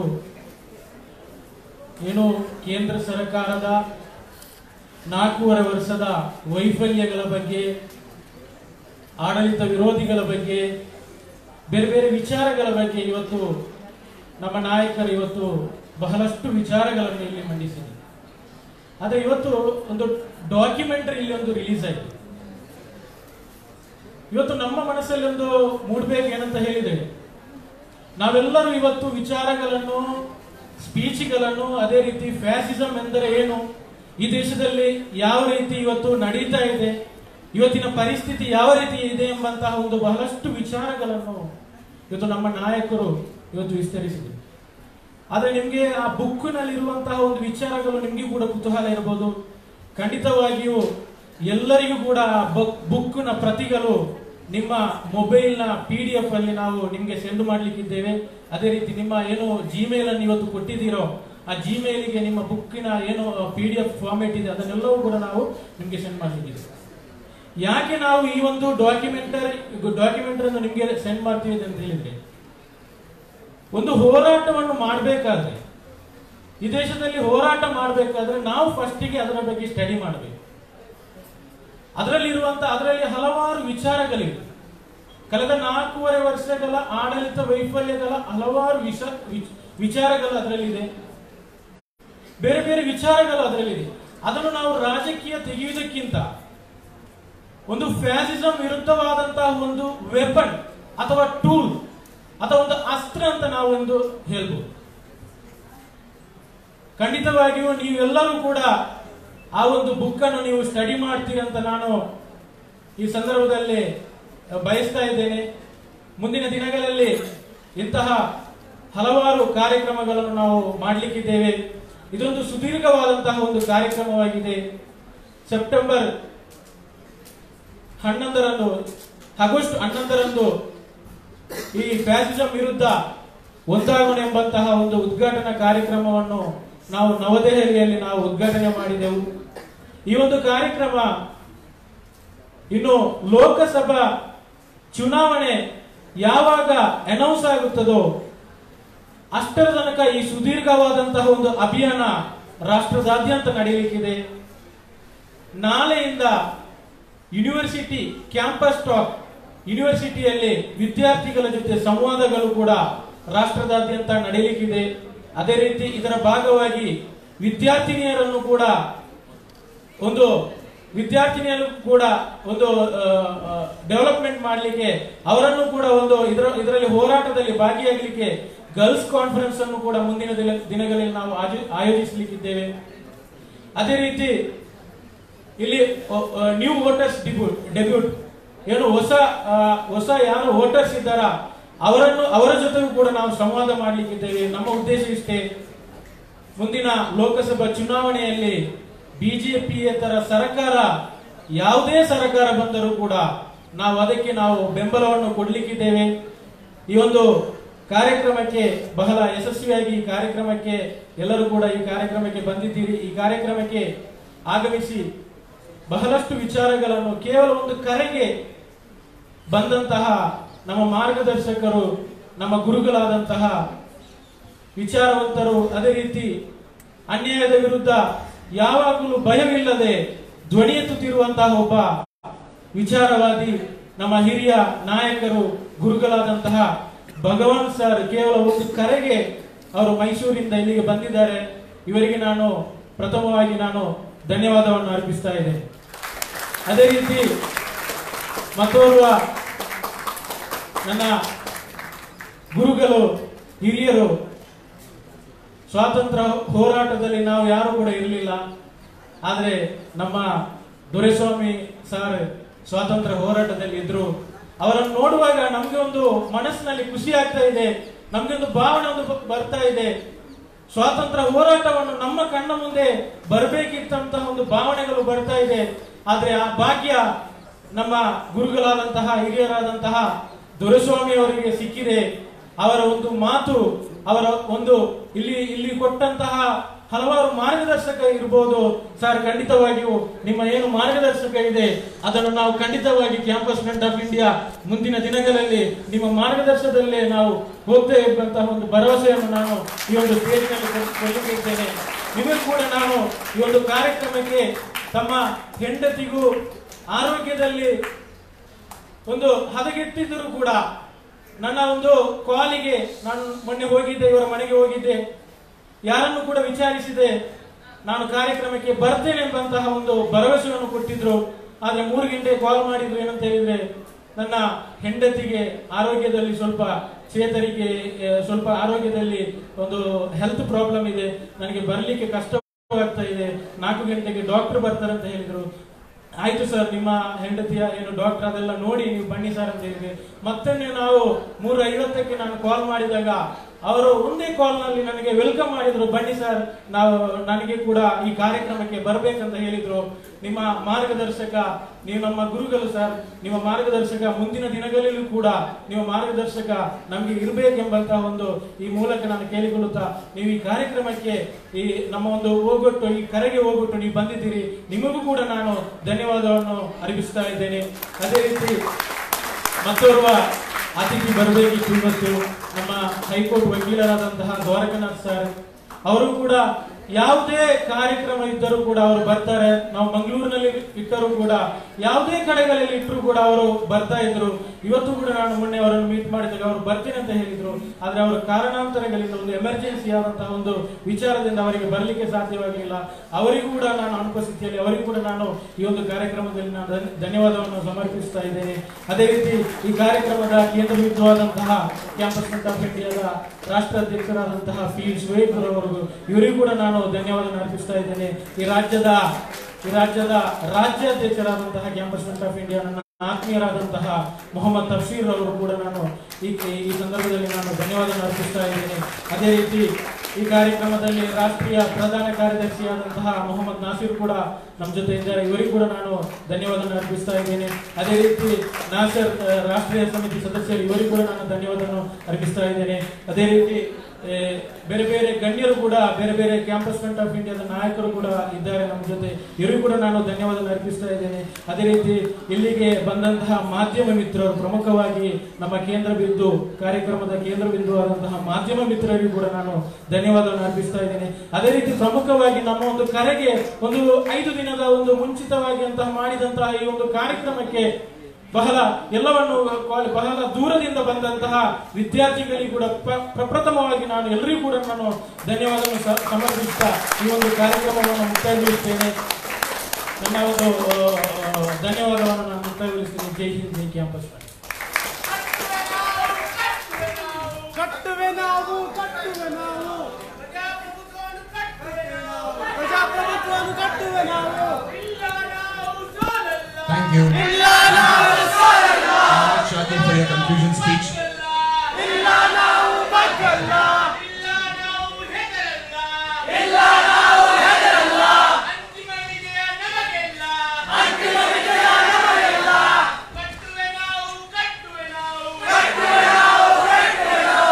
Surely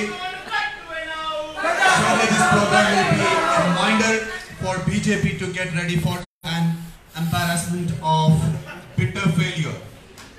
Another milestone in history of freedom will be battle against BJP upcoming Lok Sabha election 2019.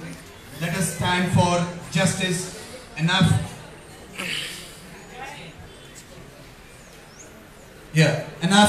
intolerance, unite against fascism. Thank you for attending this program. With the consent of President, official announcement for that program is, and now this program is completed. Thank you one and all. And there is one more thing I would like to tell you here. After this program,